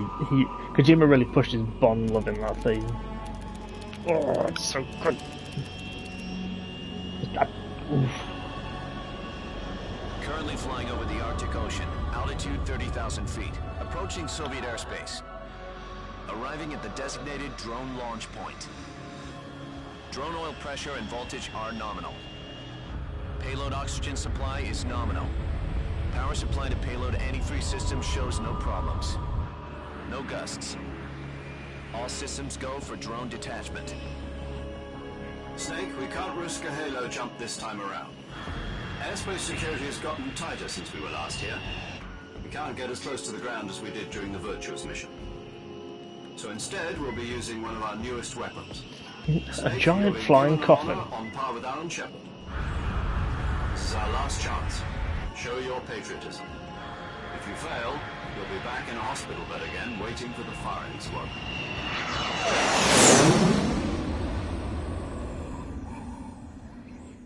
So how does it feel to be a patient in one of the most advanced ICUs in the world? Would you do me a favor and tell the suits about visiting hours? I'll never get better with them assaulting me day and night with their questions. Must be part of the top brass's inquiry. More like an interrogation. According to them, I'm a traitor and an accomplice to the boss's defection. They're just looking for a scapegoat. Does that mean they're after you, too? Let's just say neither one of us is going to be made a national hero out of this.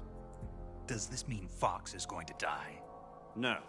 This fox is still one step ahead of the hounds. The reason I came to see you today, Jack, it's time for Fox to clear its name. What are you talking about? The situation has changed. We've still got a chance to come out of this one alive. Yeah, what kind of chance? Don't get too excited. Here, have a cigar. It's Cuban.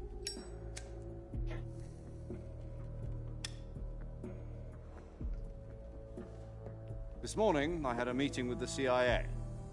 They decided when they're going to execute us? No. No. Something even bigger. They're going to be executed? Yesterday, the White House received an unexpected call. President Johnson? Yes, I hear you, Mr. Chairman. It was a hotline call from Khrushchev to President Johnson. From the head of the Soviet Union? That's right. A few days ago, one of our country's main design bureaus, OKB 754, was destroyed in a nuclear explosion. At about the same time, our anti-aircraft radar picked up a signature that appeared to come from one of your military aircraft. Does any of this sound familiar to you? In retaliation, I have placed our armed forces on secondary alert. Depending on your response, I may be left with no choice but to order the military to maximum alert and unleash Armageddon. With the help of your predecessor, I was able to survive the Cuban incident. But my power is not as great as it once was. If I am to survive this crisis, I must have your full cooperation. I should have contacted you myself. Did you know that one of our soldiers defected to your country a week ago? No. So you haven't heard then? The man you who haven't arranged heard? the defection was a GRU colonel by the name of Yevgeny Borisovich Volgin. Borisovich. Boris. He is not invincible. Go on. Who is the soldier? Her name is the Boss. She's a living legend. During World War II, she was the one who led us to victory in that war. In Russia, you know her as Voyevoda. You mean the Boss? The mother of your special forces? Yes, that's the one. And she took 2 miniature nuclear shells along with her. The Boss took 2 miniature nuclear shells. That you just happen to have lying so. around. I believe they were a gift for her new hosts. Why The Davy Crockett Atomic Battle do you Group have one of delivery them? system was completed 2 years ago. Serious problems were found with the launcher's range and precision. Although they were mass-produced, they've never been deployed in battle. But Sokolov's research facility was completely wiped out. The whole area is polluted. I can only offer you my deepest condolences over this terrible tragedy. So, the Boss, with Colonel Volgin's help, stole 2 experimental nuclear shells and took them with her as gift when she defected. Then, shortly thereafter, Sokolov's design lab, a top-secret military research facility, was destroyed by one of these weapons. Am I right so far? Yes, that's correct. And the American government denies any involvement in the affair.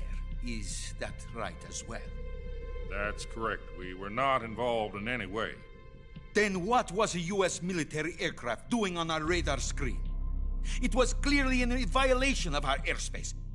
And yet you say it was not acting under your orders. That's correct. You expect me to believe that this was all the work of a single soldier? I don't know what else to tell you. The Army insists that this is all a ploy on your part. I've said it once, and I'll say it again. Our government had nothing to do with it. And I would like dearly to believe you. But However, I'm afraid my power over the military has weakened since the Cuban incident. I will need some kind of proof that this was not the action of the American government. You have 1 week. You must catch the boss yourselves and recover the remaining nuclear device. Then, you must find some way to prove your innocence. Prove our innocence? Yes. Preferably something painful. Prove to me that this is not merely another one of your tricks.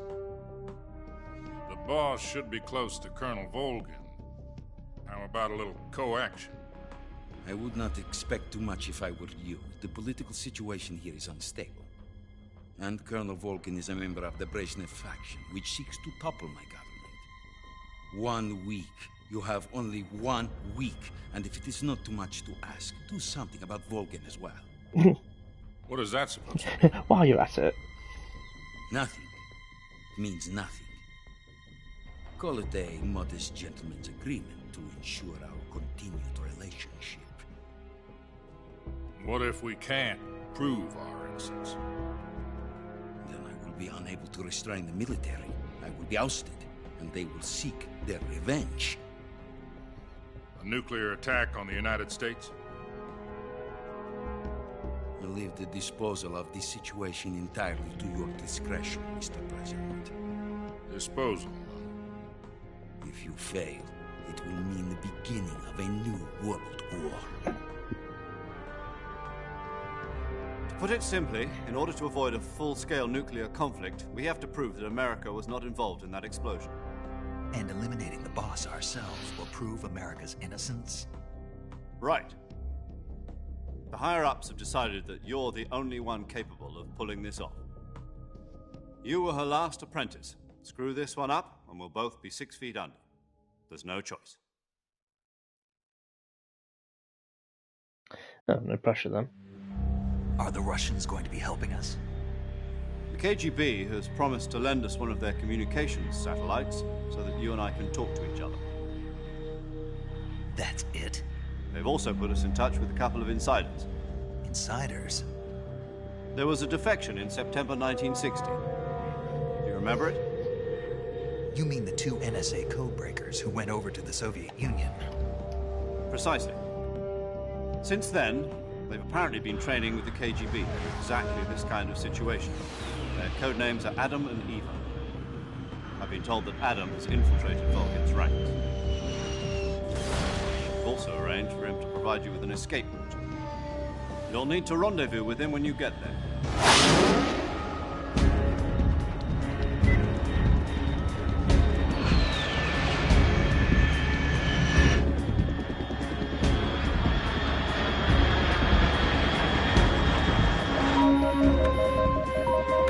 Control. Unidentified aircraft detected. Altitude 30,000 feet.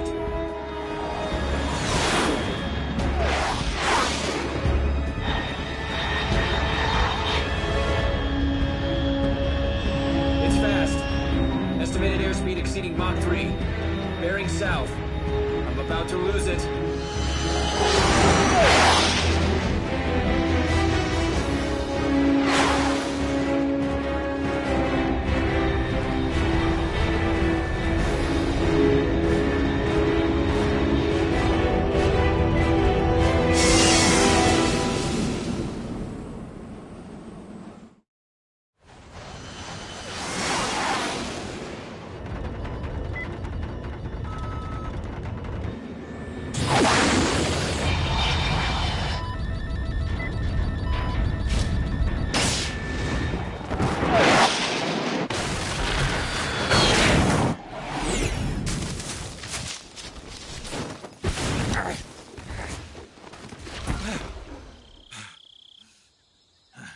Not as graceful.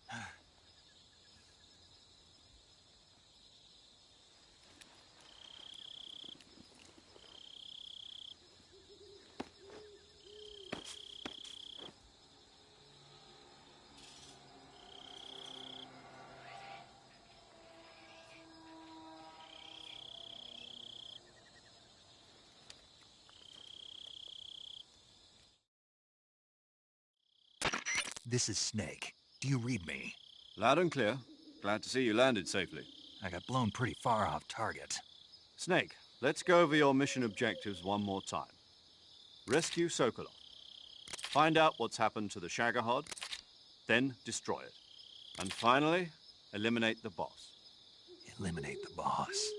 This mission will be codenamed Operation Snake Eater. Because I'll be taking on the boss in our Cobra unit, right? Don't forget about Colonel Volgin. I'm not a hired killer. I know, but that was the Kremlin's demand. Demand? You mean it wasn't just a request? What's it to us if the Khrushchev regime is threatened by the Colonel and his faction? If supporting the current regime helps us avoid a nuclear exchange, then that's what we'll do. And what are the CIA's demands? Our priorities are the rescue of Sokolov and the destruction of the Shagohod. Roger that, Major Tom. Hold on, Snake. What now? I'm changing my codename. It turns out Tom wasn't the most auspicious choice. What do you mean? Well, the truth is, when I chose my codename, I picked the wrong one. The wrong one? Did you ever see the movie The Great Escape? It came out last year. I must have missed that one. Anyway, it's based on a true story about prisoners who escaped from a POW camp in Nazi Germany. The prisoners dig 3 tunnels as part of their plan, but the Nazis find 2 of the tunnels before they're finished. The prisoners succeed in escaping by using the last remaining tunnel. The names of those 3 tunnels were Dick, Harry, and Tom. I get it. You used the name of the tunnel they escaped in as your code name because you thought it would bring you good luck. Yes, that's exactly right. At least, that was the plan. But I got the name wrong. The one they escaped in was Harry. Tom was one of the unlucky tunnels. It was discovered by the Nazis before it was finished. I watched the movie again just to make sure. In fact, I even ordered the actual film from the movie company. yeah, it doesn't sound like the greatest name to use. So what should I call you? You know, let's just use Zero, like we've been doing all along. All right, then. Major Zero it is. We'll start over from square one. From square 0. My frequency is 140.85. Oh, I almost forgot. Paramedic is with us again on this mission. Is this her last chance, too? If we fail, she'll have her medical license revoked. It's more or less the same kind of fate. Her frequency is the same as during the Virtuous mission, 145.73. She'll be recording your mission data as well, just like the last time. That frequency is also the same, 140.96. And there's one more person on your support team. His name is Mr. Sigint. He's an expert on the latest in weapons and equipment technology. You'll be going up against some of the world's most advanced weaponry when you infiltrate the research facility. If you have any questions, just ask him. His frequency is 148.41. Mr. Sigint. Got it. Adam, your KGB contact, is waiting for you at the abandoned factory up ahead. The same factory Sokolov was being held in last week. Yes, meet up with Adam first. He's cleared the way for you to rescue Sokolov. How will I know this Adam guy when I see him? You'll know once you reach the factory.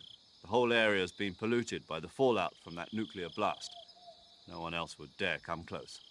The password is, "Who are the Patriots?" and "Lali Lule Lo." Lali Lule Lo. Gotcha. Sounds You've stupid. been equipped with a 45 for this mission. Be careful, it's noisy. I thought standard Fox procedure was procure on-site weapons acquisition. The circumstances are different this time. You're now on an official mission for the United States government. It would be necessary to make your presence known to a certain extent. To the Khrushchev regime, at the very least. But remember, this is still a sneaking mission.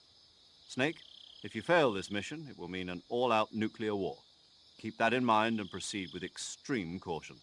Understood. Commencing Operation Snake Eater.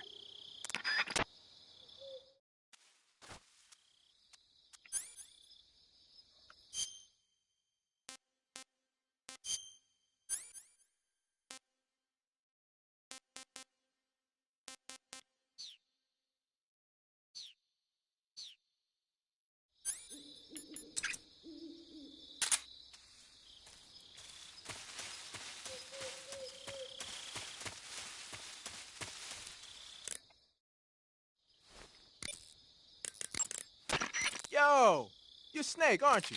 And you're Sigint? None other. I heard that you're an expert on weapons, equipment, and cutting-edge technology. Close. Huh? I am the expert on weapons, equipment, and cutting-edge technology. Ah. I'm the guy that designed your trank gun, active sonar, and motion detector.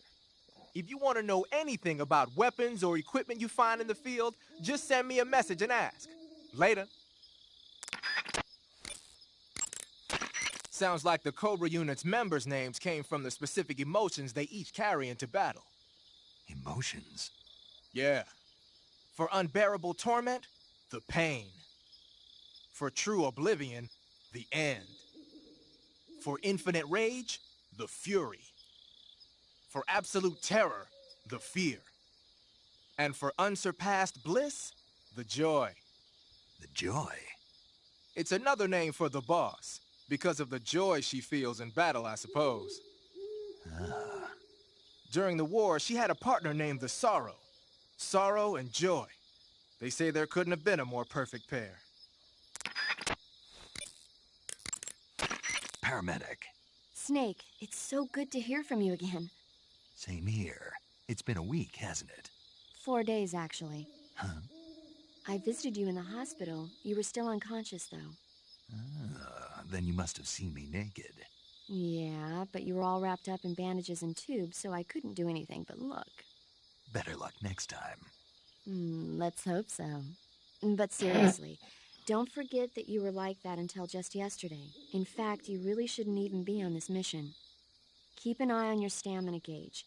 If you start to run low, don't push yourself. Eat something to replenish your stamina. And try not to get yourself hurt.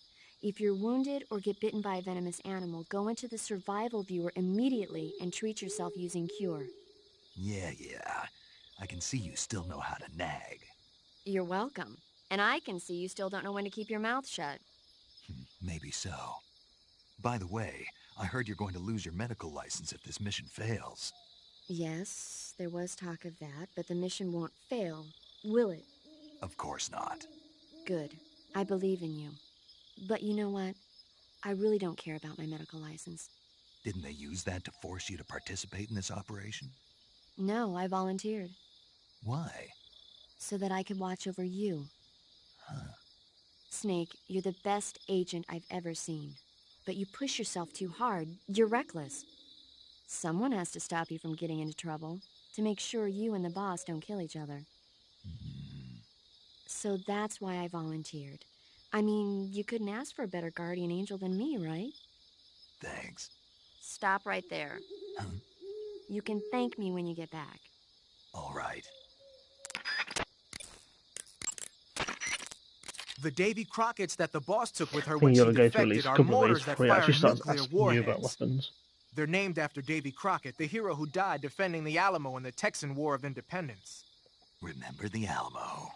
That's right. The warheads are equivalent to between 10 and 20 tons of TNT. Every building within 150 yards of the hypocenter is completely obliterated. But the warheads the boss had with her were some kind of experimental super bomb, so they're actually even more powerful than that. I don't even want to think about what would happen if she used it again. Snake, you know what you have to do. Yeah, I know. Hey, you've got an M1911A1. Yeah, a 45. 50 years since the Army adopted the first model, and they're still using them. It's a real gem of an automatic pistol. But aren't you gonna need more than just one little handgun? Not at all. When you're in a tight spot or fighting in close quarters, sometimes a handgun works better than a rifle. And if I equip a knife at the same time, I can instantaneously switch over to hand-to-hand combat. I see.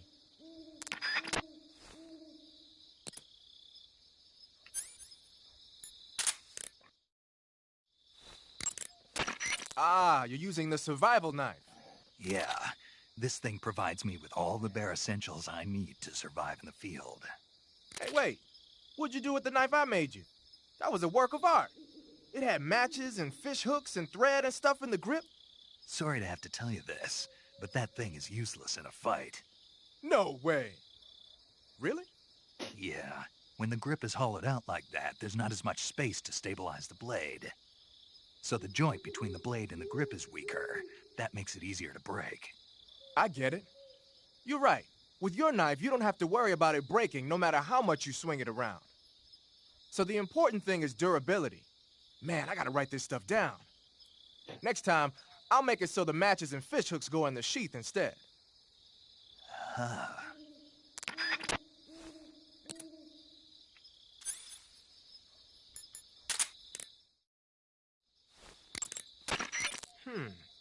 I've never seen a grenade like that one before. There are two basic types of grenades. Fragmentation grenades, which use shrapnel to kill or maim the target, and explosive grenades, which use the blast from the explosion as the offensive means. But the grenade you've got there isn't either of those. My best guess is that it's meant to knock the enemy out without hurting them. Most likely, it's an entirely new kind of weapon developed exclusively at Groznygrad. I've heard that the SAS is working on a low-impact grenade for training purposes, but I never thought they'd be used in an actual battle. The flash of light that occurs when the grenade explodes is probably produced by magnesium. It's the same stuff that's used in camera flashes. I'm thinking they cut down on killing power by reducing the amount of explosives and made up for it by making the flash and bang so strong that it overwhelms the enemy's senses. I guess you could call it a stun grenade.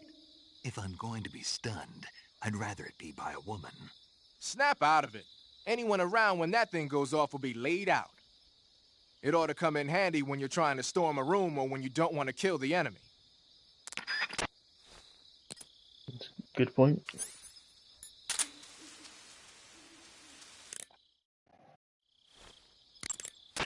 I see you've picked up a directional microphone.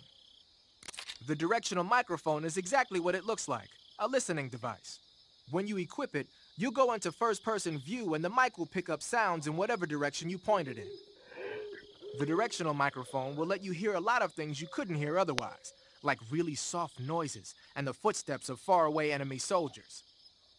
You ought to find it useful when you want to know whether there's an enemy on the other side of the woods or something. Try it out.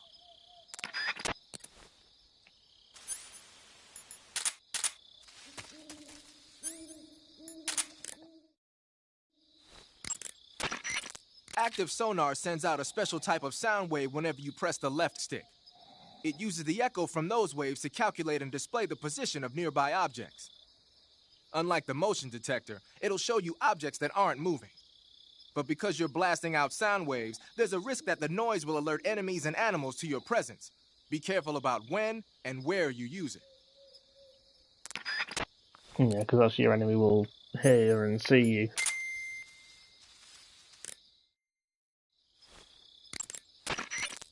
The motion detector will display any moving objects in your vicinity. But the enemy isn't the only thing that's moving around in the jungle. If there are animals moving nearby, the sensor will pick up those animals too. And remember that there's a limit to how sensitive it is. Enemies and animals that don't move around very much won't get picked up.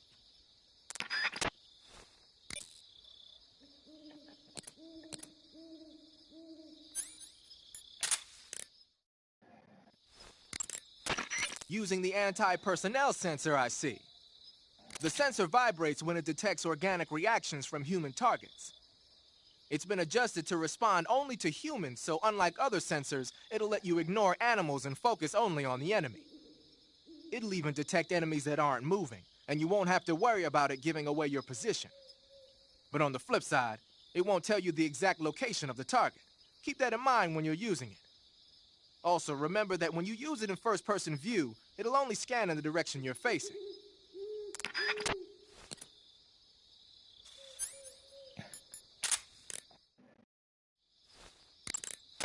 You're wearing the tiger stripe pattern camouflage, huh? Oh, okay. Tiger stripe is a forest camouflage. As you may have guessed by the name, it mimics the stripe pattern on a tiger's coat. It was originally worn by South Vietnamese Marines. Then it caught the attention of an American military advisor, and now they're thinking of introducing it into all kinds of special forces units. It works best in places with lots of trees and grass, but it should blend in with dirt and mud, too.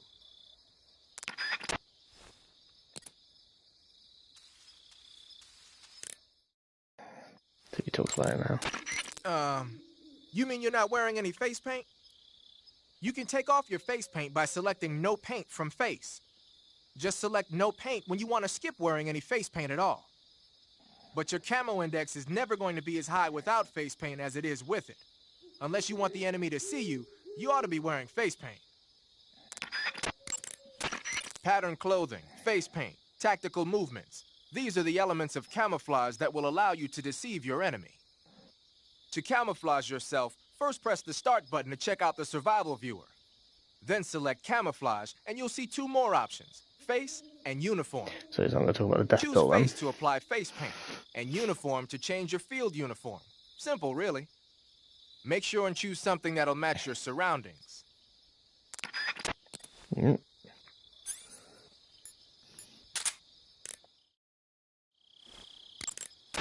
I see you're using the binoculars. Those are high-performance binoculars made especially for the military. They're completely waterproof and are filled with nitrogen gas to prevent lens fog.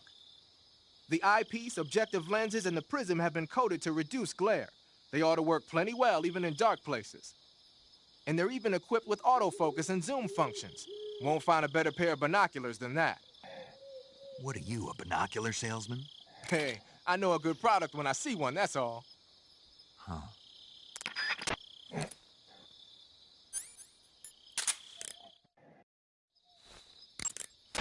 Snake, you smoking a cigarette? It's not a cigarette. It's a cigar. Same thing? It's not the same thing. Doesn't matter to me. What I want to know is, why'd you take it with you? Because I need it. For what? I can't smoke a cigar if I don't have one, can I? So you just wanted to smoke it? Yeah. Man, you got problems. Do what you want. Just keep in mind that your life goes down when you're smoking it.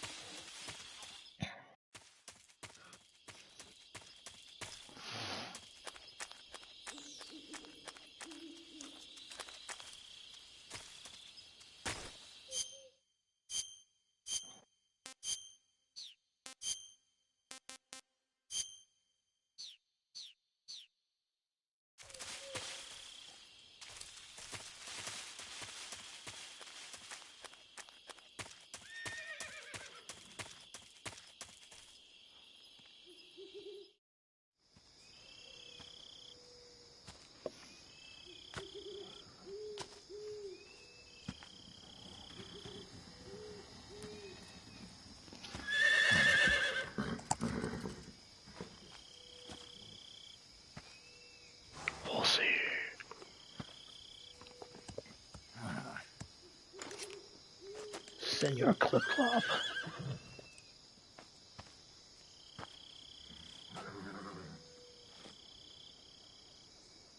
Looks like death wasn't ready for you yet.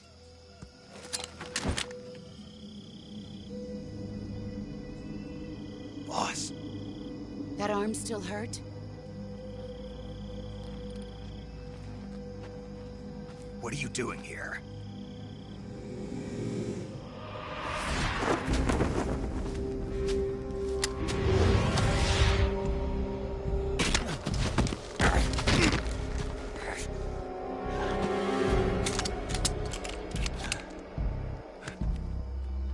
Go home.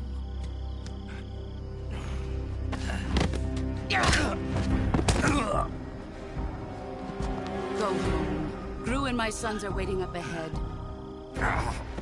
You don't have a prayer of finishing your mission. You're not even armed. Boss!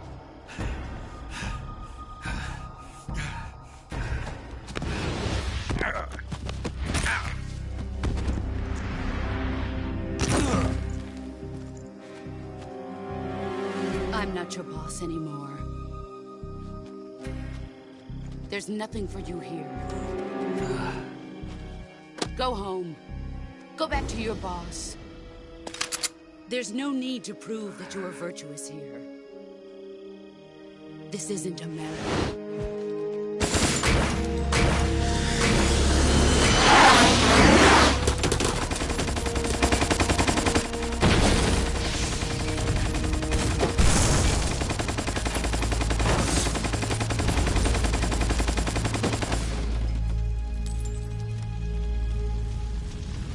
That should stir things up a bit. You'd better hurry.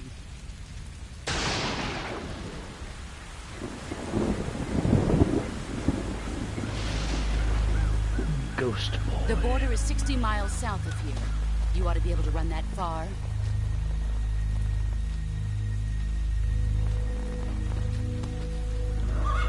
Why'd you defect?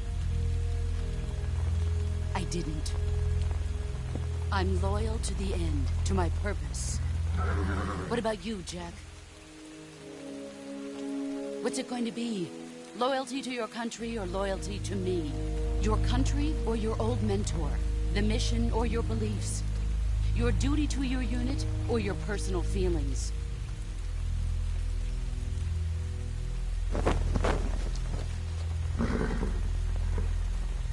You don't know the truth yet. But sooner or later you'll have to choose. I don't expect you to forgive me.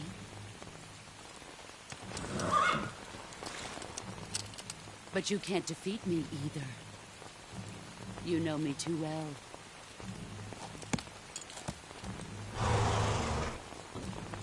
Just look at that bandana. If you can't put the past behind you, you won't survive long.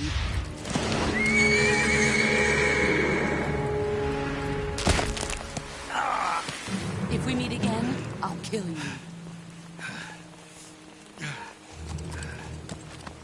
Now, go home.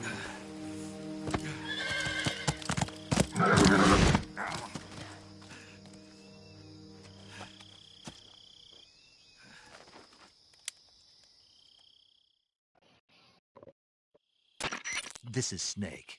Major Zero. I read you, Snake. I was ambushed by the boss. You were what? The drone's been shot to hell. It's up in flames. That's not good. Enemy scouts are going to come looking for you. Yeah, I know. But what was the boss doing here in the first place? There's got to be a leak somewhere. No, that's impossible.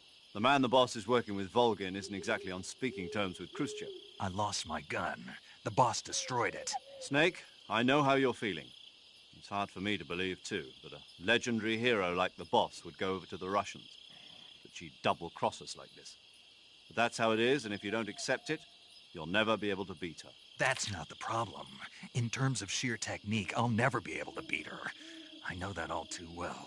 You've got to do it, Snake. She's your enemy and your objective. Enemy? We were together for 10 years, and now you tell me she's my enemy? Enough. Hurry to the factory where Adam is waiting. Scouts have probably already been sent out to investigate the explosion. You've lost your weapon, right? That means you've got no chance of winning in a battle situation. Whatever you do, don't let them see you. Yeah, well, yeah, I suppose.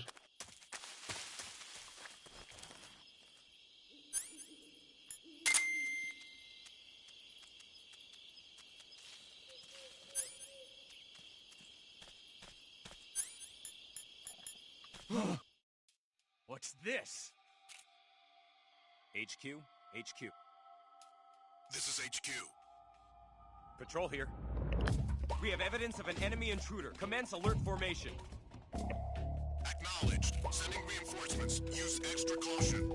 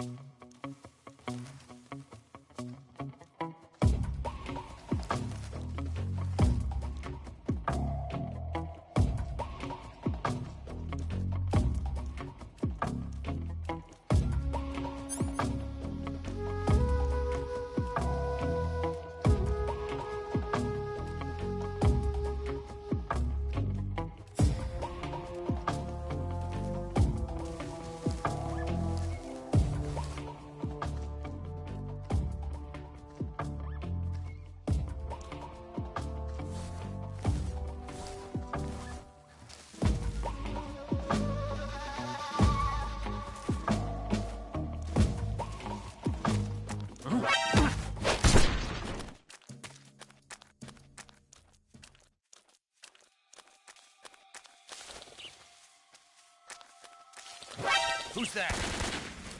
Raiden!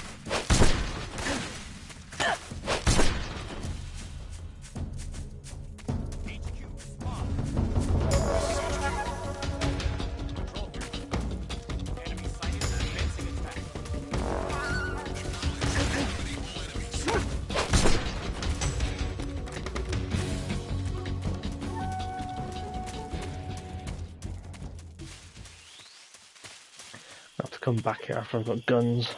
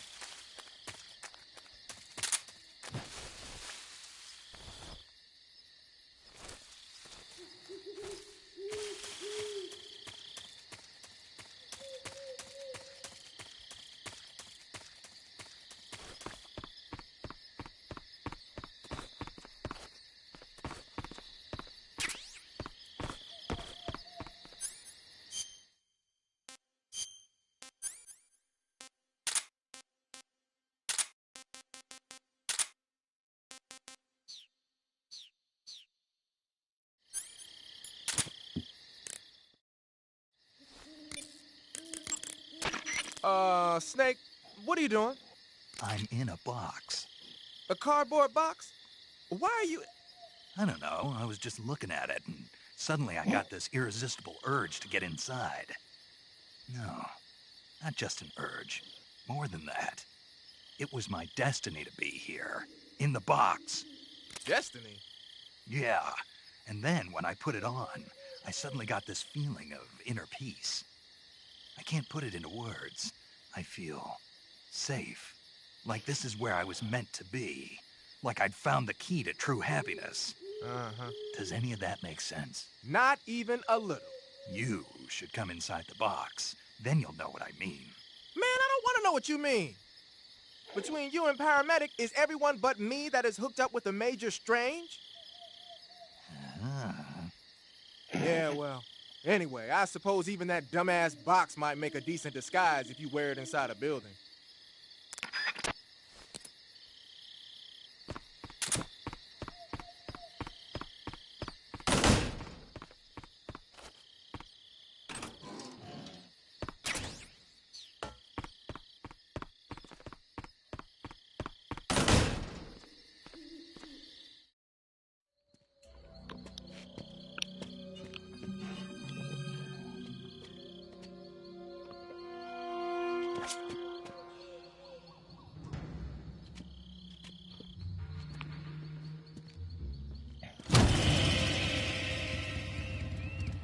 Sorry I'm late.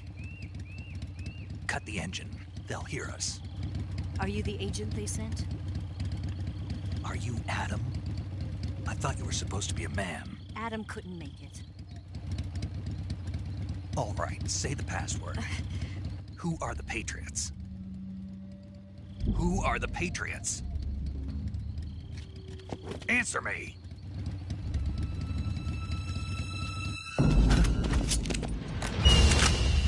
Trapped.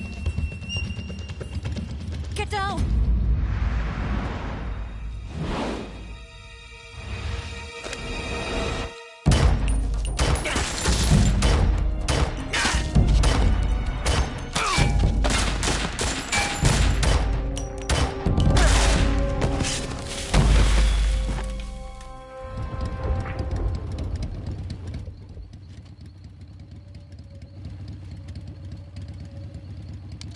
There is your answer.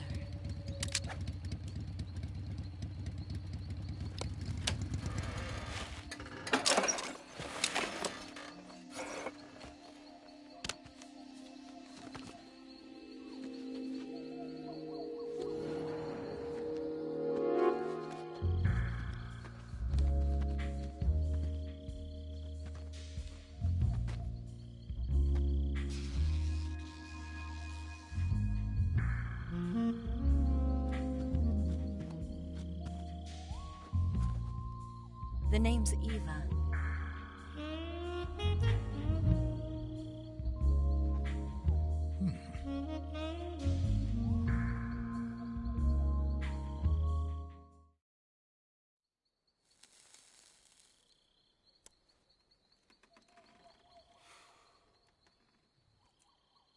This wasn't part of the plan. What happened to Adam?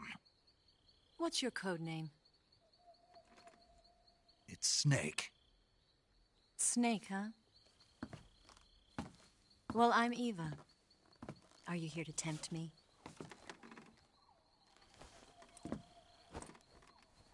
What happened to Adam? Colonel Volgan is a very suspicious man. He decided Adam wasn't the right person for this mission. And you were? Yes, Why? because I can do things he can't. I heard you used to be a codebreaker for the NSA. I was. 4 years ago, I defected to the Soviet Union with Adam. Mauser military. The broom handle. It packs quite a punch. Nice to have when you're on a bike. You held it sideways and used the muzzle jump to create a horizontal sweep. That was impressive. Bet you've never seen that technique in the West. It's imitation, isn't it? Yeah. It's a Chinese Type 17 pistol. Around here, even that's hard to come by. Don't worry, though. The one I've got for you is American-made.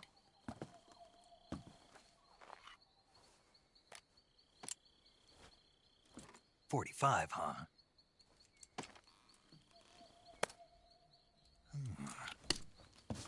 Incredible.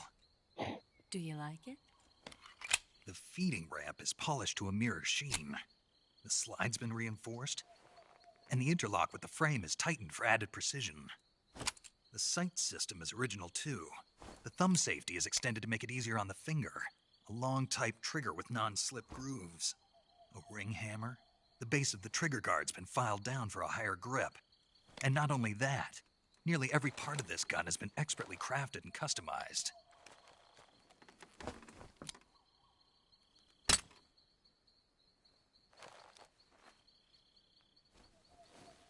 Where'd you get something like this?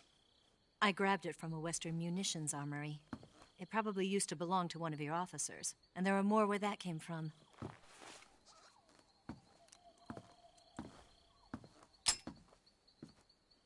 You had this with you, didn't you? Better take this too. What's that? A disguise to make you look like a scientist. A disguise? Disguise. Yes. You're here to rescue Sokolov, right? Sokolov's still safe then. Yes. He's being forced to continue his work on the Shagohod. Where? At the lab. They've got a whole army of scientists there developing new weapons. Security is tight, but if you disguise yourself as a scientist, you might be able to sneak in. Can we get Sokolov out of there? We'll see, won't we? Tell me how to get to the lab. The safest way in is from the rear. First, you'll need to head north through the jungle. You'll come to a heliport used for shipping materials. Pass the heliport and continue north, and there will be a large crevice. Descend into that area and you'll reach a cave. Move through the cave and you will arrive at a mangrove swamp. After the swamp, there'll be a warehouse. Make your way through the warehouse and you'll come out just south of the lab. Got it. And just what are you doing there? In close-range combat, a knife can sometimes be more useful than a gun. Yeah, By no, doing can't. this, I'll be able to hold a knife at the same time and still keep the gun steady. That way, I can instantly switch between a gun battle and a knife fight.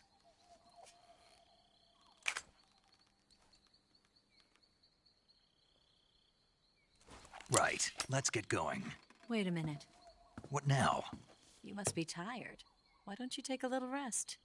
I'll be fine. You'll never make it in your condition. It's a jungle out there. There's still an hour before dawn. It's dangerous to be out in the jungle at night without a guide. What about you? I have to get back. I can't be gone for too long. They'll start to suspect something. There's start to be sus. Don't worry. I'll keep you updated over the radio. That's it?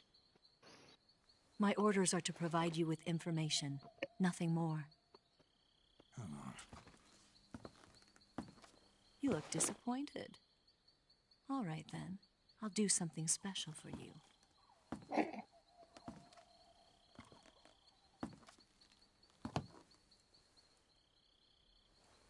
I'll stand watch until dawn. Now be a good boy and lie down.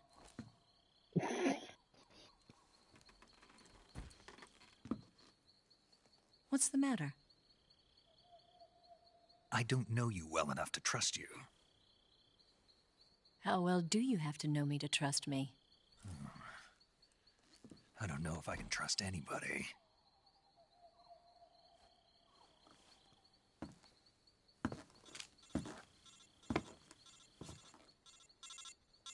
Gonna get that?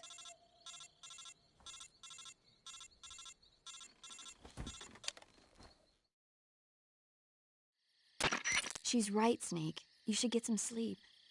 Although in your condition, you really ought to be back in the ICU. Whenever you save the game and quit, you'll go to sleep. Sleeping allows you to gain back stamina naturally. Depending on how long you sleep, you may also recover naturally from sickness and injury. When you're tired or hurt, the best thing to do is just get some sleep. So do yourself a favor and take a nap. Doctor's orders, okay? Yeah, okay. I'll pull a bit back. No, actually, let's not save again. Because I'm going to be stopping soon anyway, so I may as well save at that point.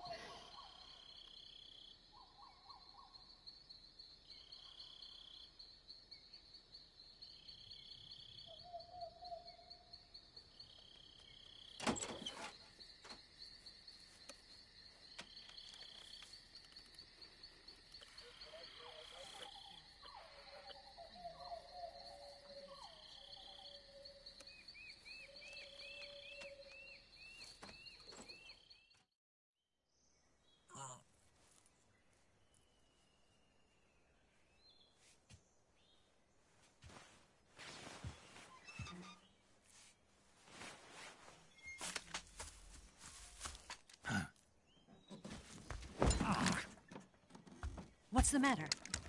We're surrounded. I see 4 of them.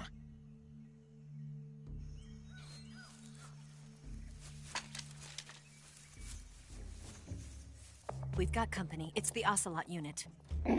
Let's get out of here. Hurry. Don't forget your gear. Here, give me a hand.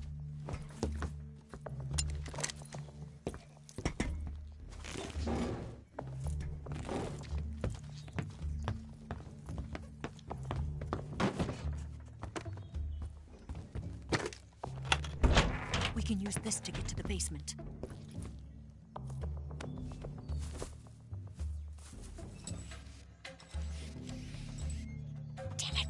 Ocelot. I'll get past them on my bike. I'll call you later. Okay, I'll keep them busy. Huh? Don't go dying on me now.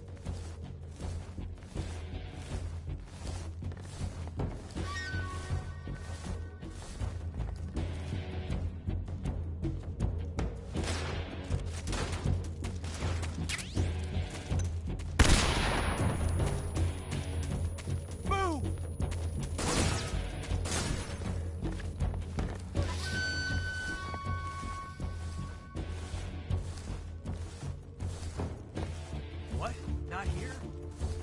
He's not here? Did we lose him? Keep looking. Move!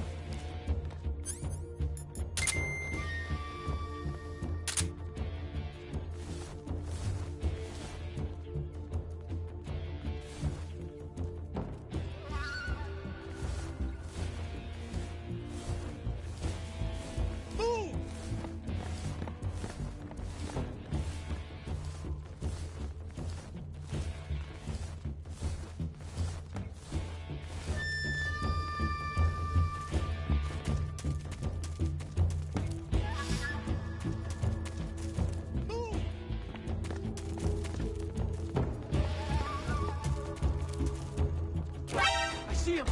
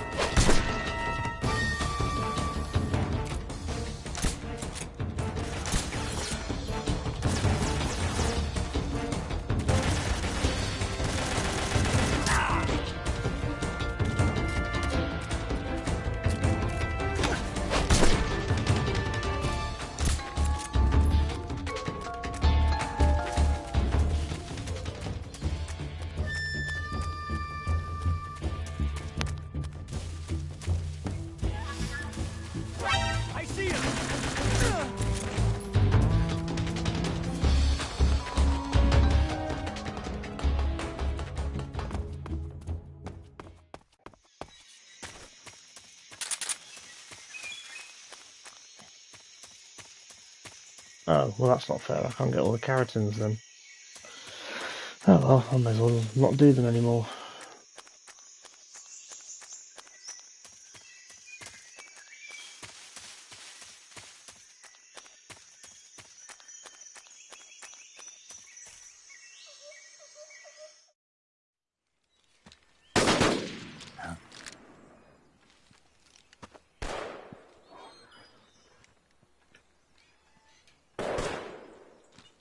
I've been waiting for this moment.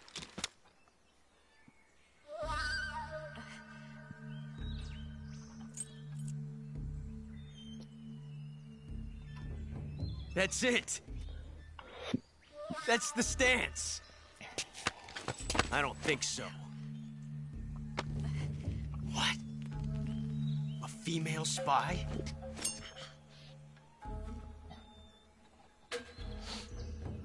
This bitch is wearing perfume.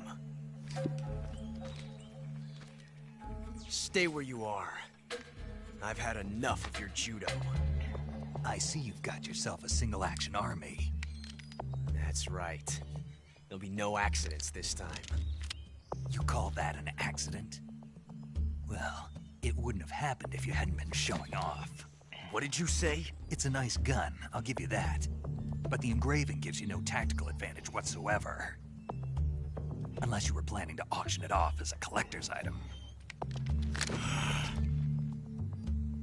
And you're forgetting one more very basic thing. You don't have what it takes to kill me.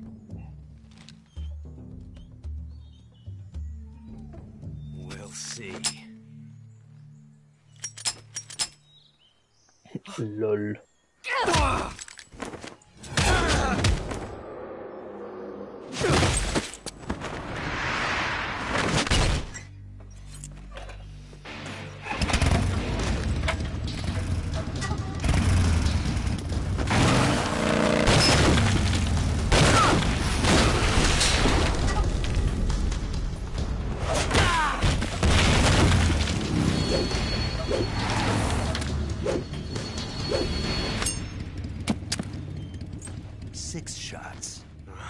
That thing only carries 6 shots.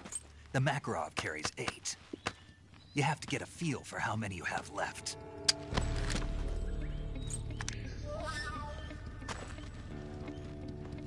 This is a high-class weapon. It's not meant for shooting people. Damn!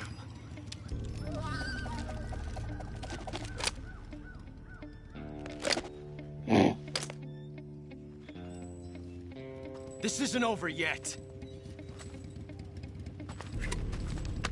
Don't. Why? He's still young. You'll regret stopping me. Damn it! I've got to get back before he does.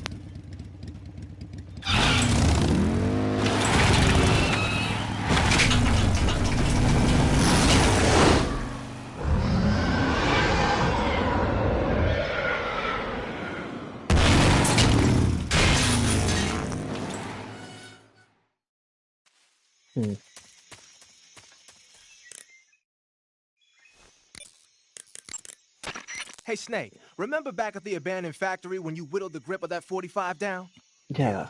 I've never heard of a customization like that before. Why the grip? To fit it with a knife. A knife? You're gonna keep the knife and the gun both at the ready? That's the idea. Why would you want to do that? Sometimes a knife works better in close proximity encounters. So I equip both at the same time.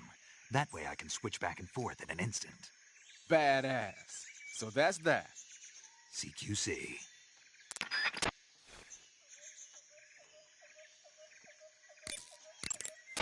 Snake, you said Eva said her Mauser was a Type 17, right? Yeah, what about it? That model was produced in the 1920s in a weapons lab in the Shaanxi province in China. The cartridge part sticks out lower than the original to accommodate 45 caliber rounds. The barrel and chamber are a little bit thicker too. But most telling of all, it's got Chinese characters engraved on both sides of the frame like you saw. And that firing stance Eva was talking about where you hold the gun horizontally, that's a trademark of the Chinese. Just like you were saying, when you're firing in full auto mode, the muzzle jump effect gives you a horizontal strafing motion. They say it's especially deadly in indoor and close-range mop-up actions. The Japanese called it bandit shooting and used to dread it. Makes you wonder where she learned to shoot like that. You know that army motorcycle that Eva was riding? That's a replica of a German model. A replica? Yeah. After World War II, the Soviets confiscated an entire assembly line from a German motorcycle factory, machines and all. And then they took it back with them and started producing replicas? Exactly. Originally, that motorcycle was designed to be used with a sidecar attached. That means it's got enough power to drag a 200-plus pound sidecar around. So that's how she could pull off all those crazy stunts. Uh-huh. Of course, it takes a lot of skill to be able to control that much power. That Eva chick is something else.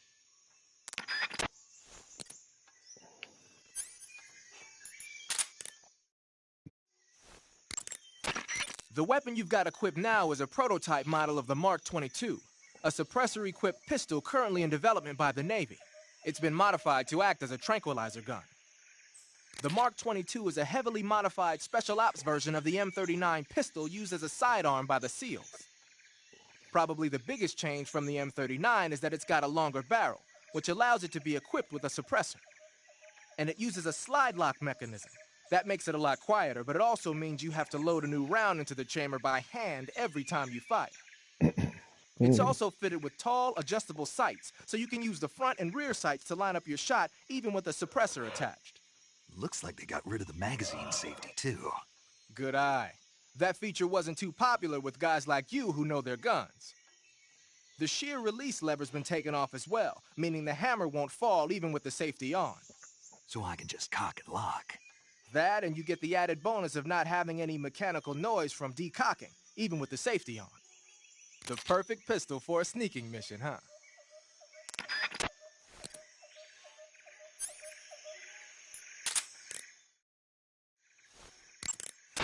Thinking of using a smoke grenade, huh? As you might expect, smoke grenades can be used to create a smoke screen. The combustion agent is a mixture of zinc oxide, ammonium chloride, aluminum, and some other stuff.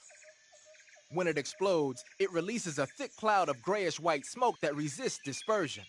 That should provide some nice cover. The smoke will confuse the enemy by blocking their field of vision. That'll help you out when you're trying to make a quick getaway. It also works the other way around. You can use it as cover to sneak up on an enemy position. The smoke screen should work just as well when you're being chased by dogs, too.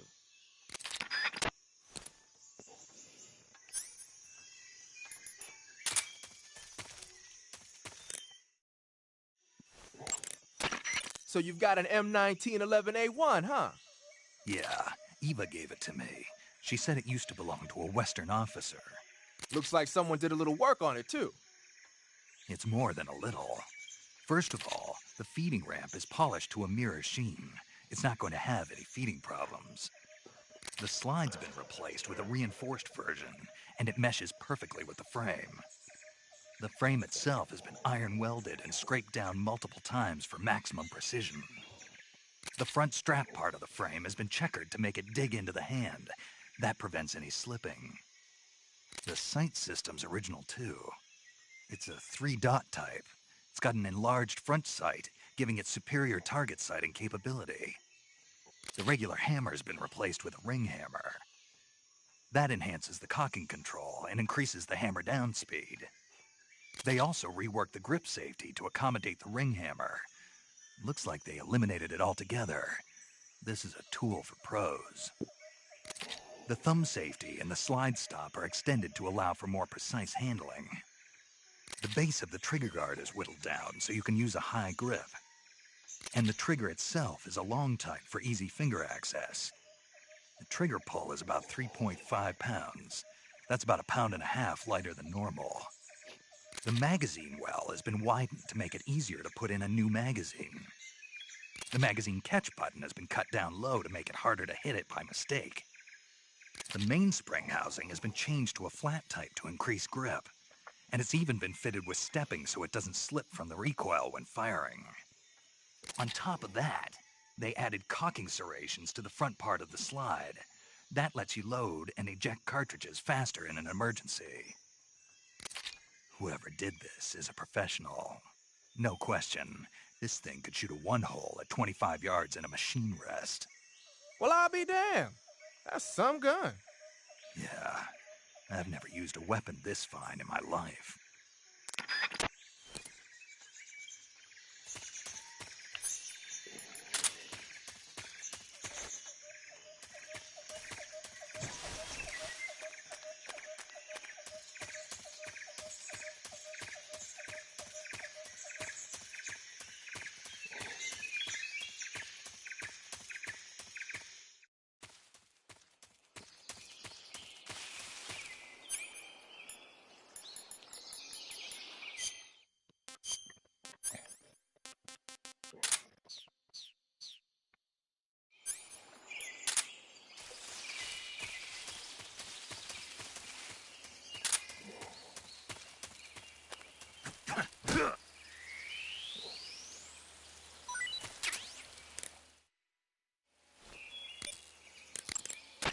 I see you've caught a a milk snake.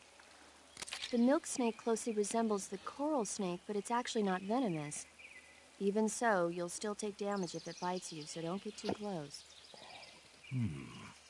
So is there a way to tell the difference between a milk snake and a coral snake? It's pretty difficult. They really do look almost exactly alike. I guess if I had to pick something, I'd say it's that the milk snake is much less aggressive. Okay. I just thought of a better way. You're going to love this. What? Eat it. Eat it? Yeah. The guide says milk snakes don't taste very good. Is that right? But if I've already caught and eaten it, what does it matter which kind of snake it was? It doesn't, does it? Shoot, I thought I had a good idea.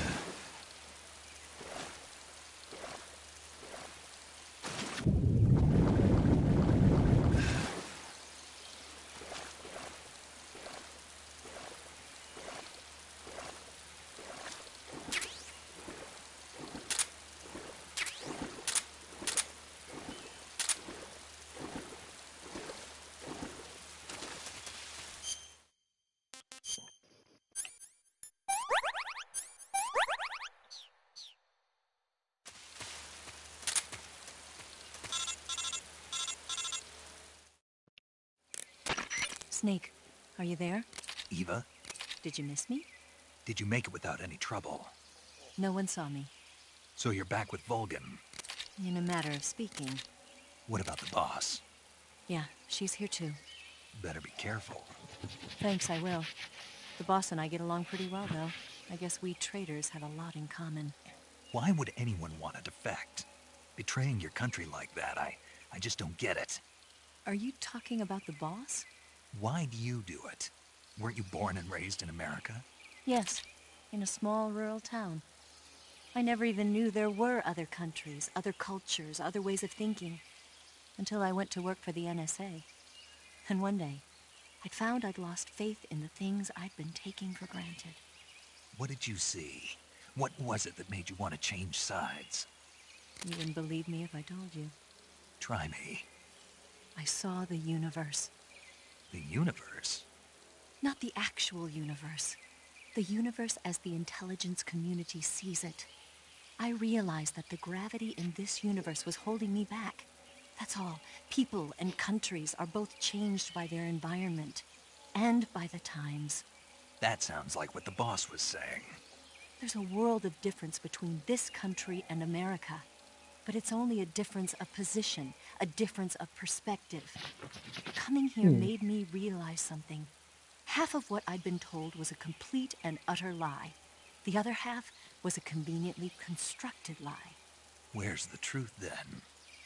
It's hidden in the lies. Are you lying, too? Who knows? I've been trained to make even the most severe falsehood sound like the honest truth. Weren't you? No. I believe because I have to, even if it is a lie. That's part of my mission. I'll have to remember that. If you need me, give me a call on the radio. My frequency is 142.52. See ya.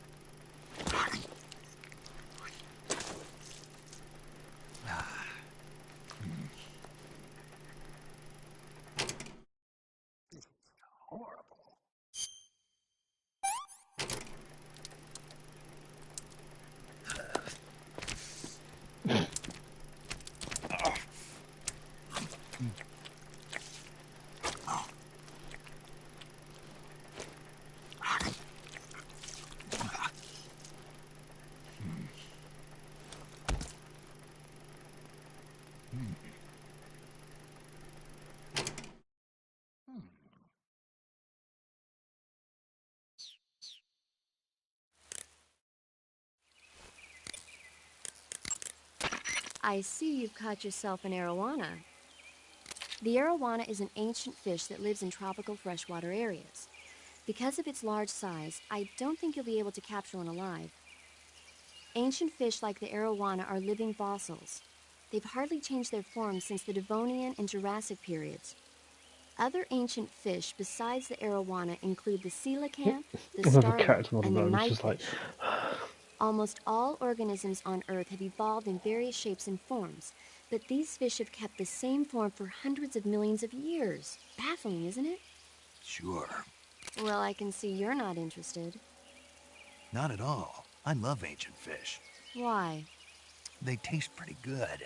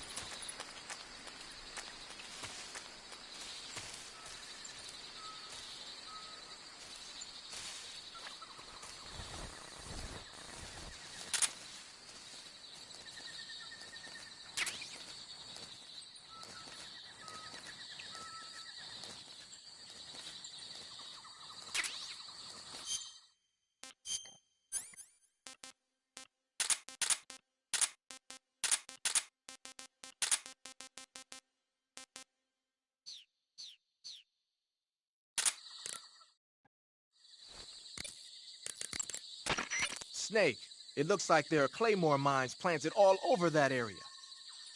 Claymores are a new type of anti-personnel mine produced in America. The ones you see there must have either been stolen or recovered from a battlefield in Southeast Asia. And what's more, our Russian friends seem to have modified these claymores with a special type of sensor.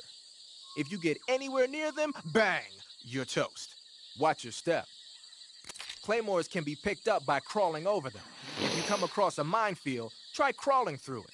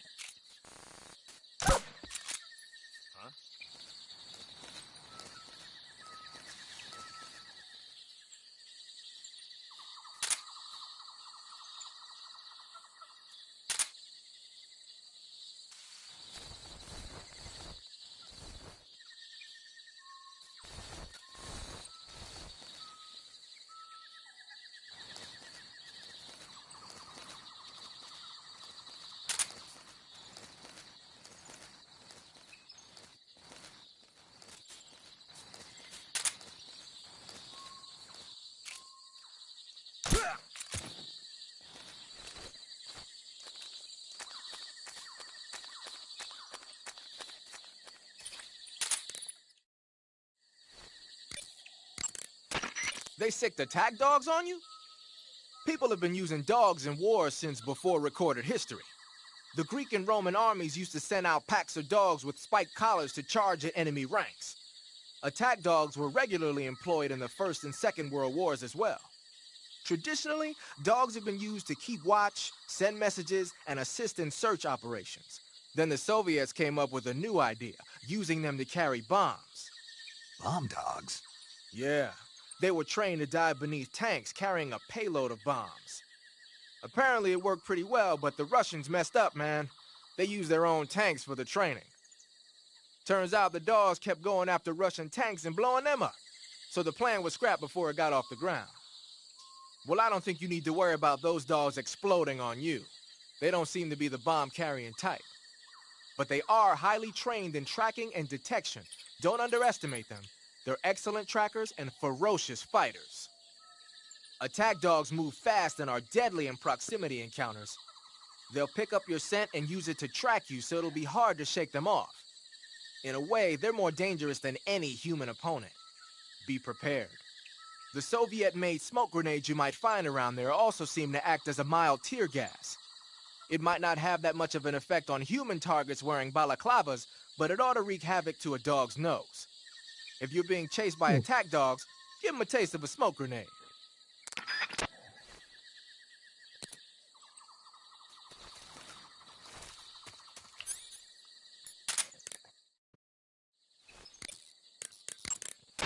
Ah, you got yourself some claymores.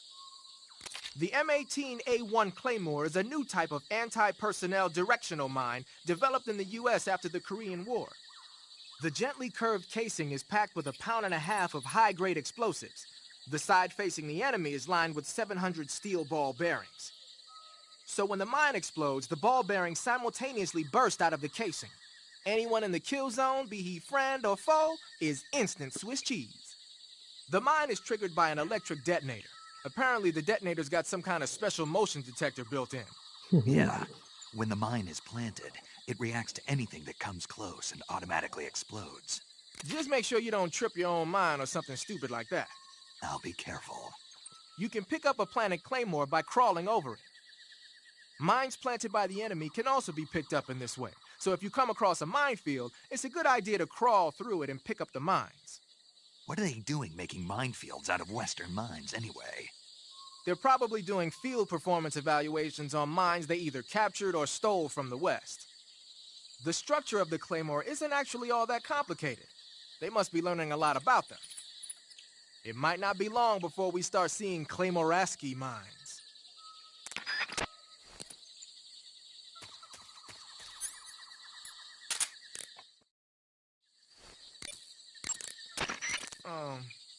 That's a weird grenade you got there. From what I can tell, it's an anti-electronics weapon that works by scattering a bunch of metal foil in the air to interfere with radio signals. Call it a chaff grenade, if you will. By using a chaff grenade, you can disrupt the function of enemy radios and electronic devices for a short period of time. But keep in mind that as long as the chaff is in effect, you won't be able to use your motion detector or active sonar either.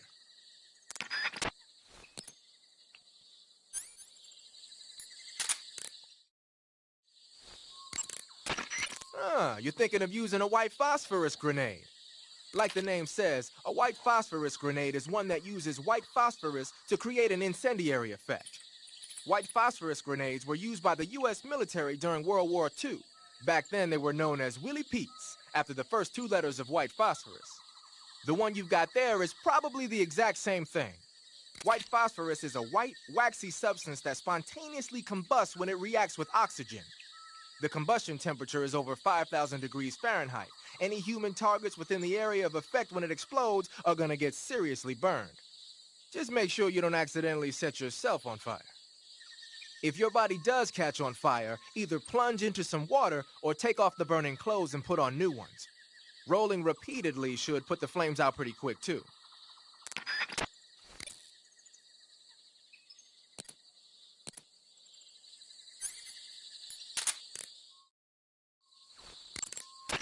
Gonna use a grenade, huh? That's an RGD-5, the standard blast fragmentation grenade of the Soviet Army. The grenade itself is composed of 2 steel-plated casings. Each of those casings has an inner fragment liner that causes it to burst into over 300 shards when the grenade explodes. The grenade will deliver heavy damage to any enemies within its blast area. The safety pin is on the opposite side relative to the M26, so be sure to hold the safety lever down with your finger when you grip it. The safety is released when you actually throw the grenade, and it'll explode about 3 seconds later. So what you're saying is, it won't explode in my hand while I'm holding it? Of course not. Oh. To throw a grenade, press and release I'm the weapon disappointed button. by that. Remember that how far you throw it depends on how long the button's pressed. A short tap will drop it close to you, and a long press will lob it away. It'll probably be easier to control your throw if you do it in first-person view.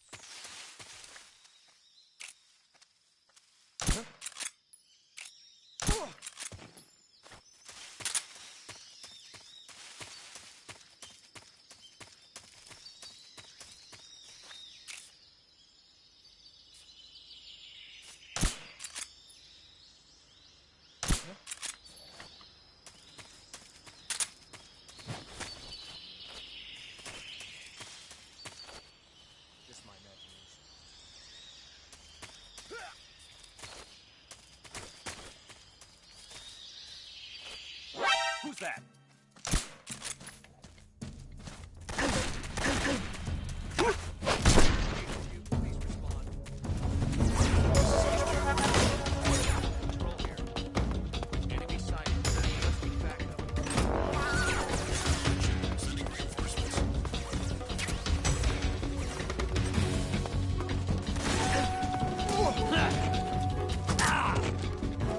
I'm really not good at this, am I?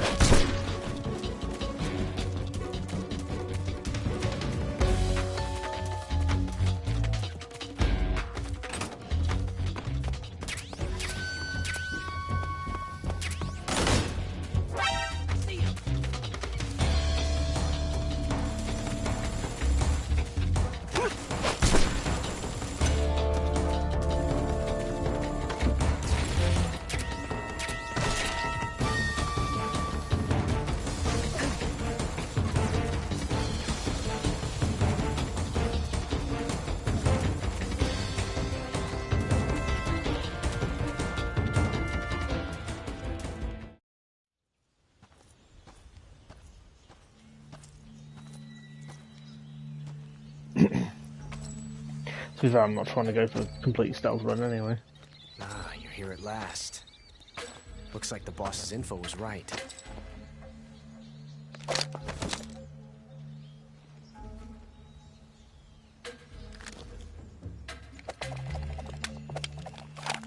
No, I'm just not being careful. Twice now you've made me taste bitter defeat.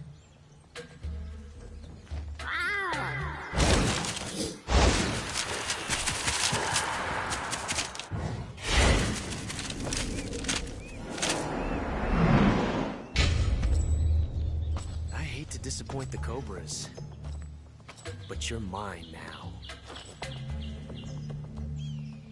All of you, leave us.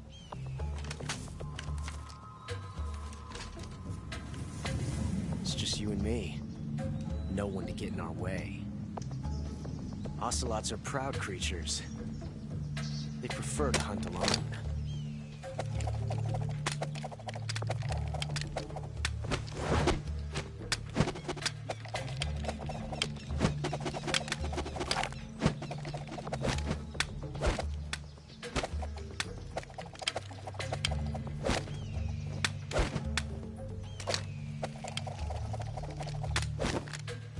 shots.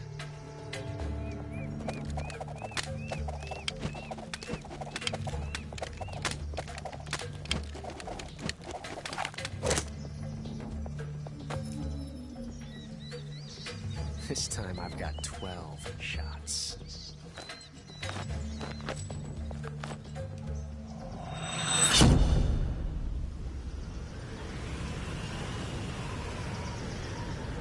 Okay.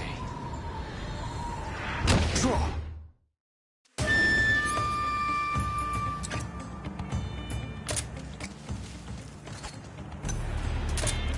Fight fair! Damn! Coward! Fight fair! Shoot! Get out of here! I'll back you up.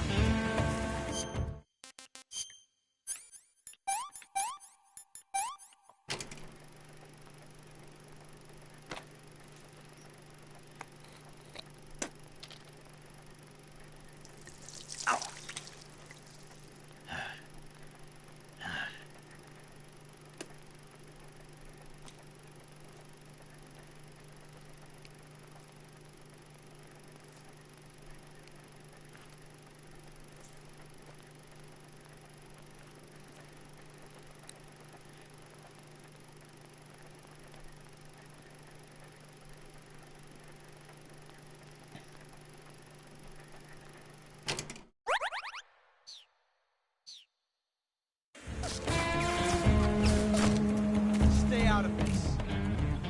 Sorry, sir.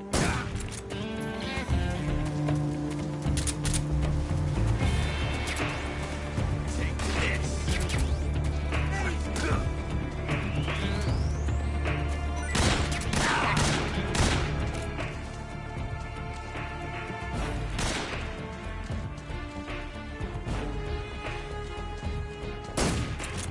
You won't get away from me.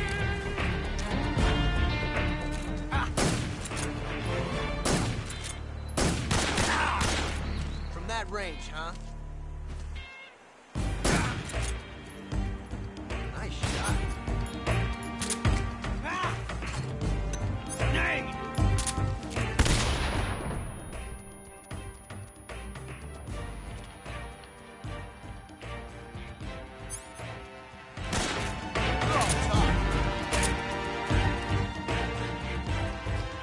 I've never felt a tension like this before. That's so different from simply changing a clip.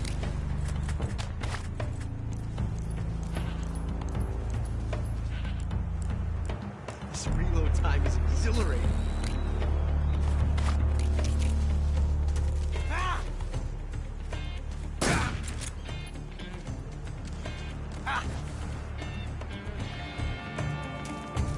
Take this. How'd that one taste?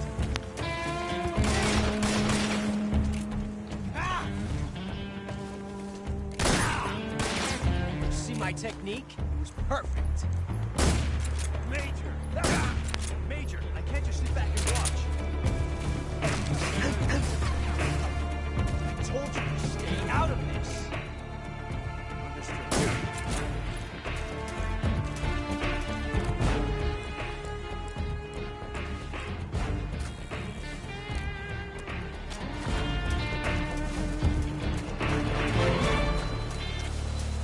Damn! Okay. Got him.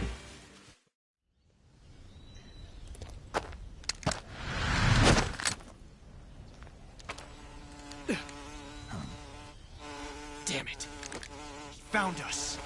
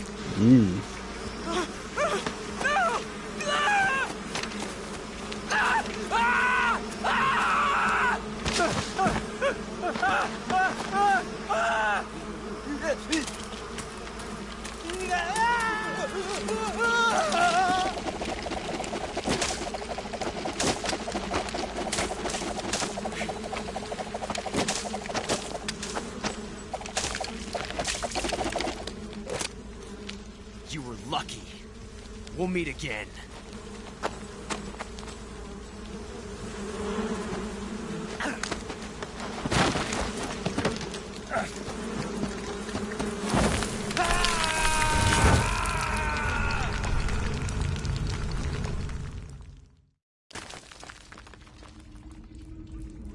Oh well. Here we are then.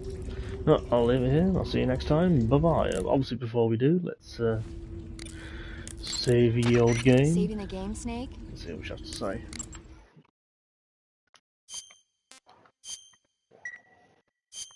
Hey, Snake, you ever heard of Godzilla, King of Monsters? No, what is it? It's a movie. You haven't seen it? Nope. It's about this monster called Godzilla, who grows to an enormous size in a nuclear test and goes on a rampage in Tokyo. Nuclear test, huh? Then the Marshall Islands must be crawling with giant monsters right about now. It's just make-believe. Maybe that's why my pants have been so tight lately. Snake, it's a movie, not a report out of Los Alamos. I know. So then what happened? Godzilla is immune to all weapons, and humanity has no way to stop the monster. Dr. Shirazawa develops a new type of weapon, but meanwhile, Godzilla is getting closer and closer to Tokyo, obliterating everything in its path. It was originally a Japanese movie, but they made an American version, too. I recommend seeing the original Japanese one if you ever get the chance. It's mostly mindless fun, but it's also got a serious anti-nuke message as well. Where can I see the original? You'll just have to go to Japan. Really?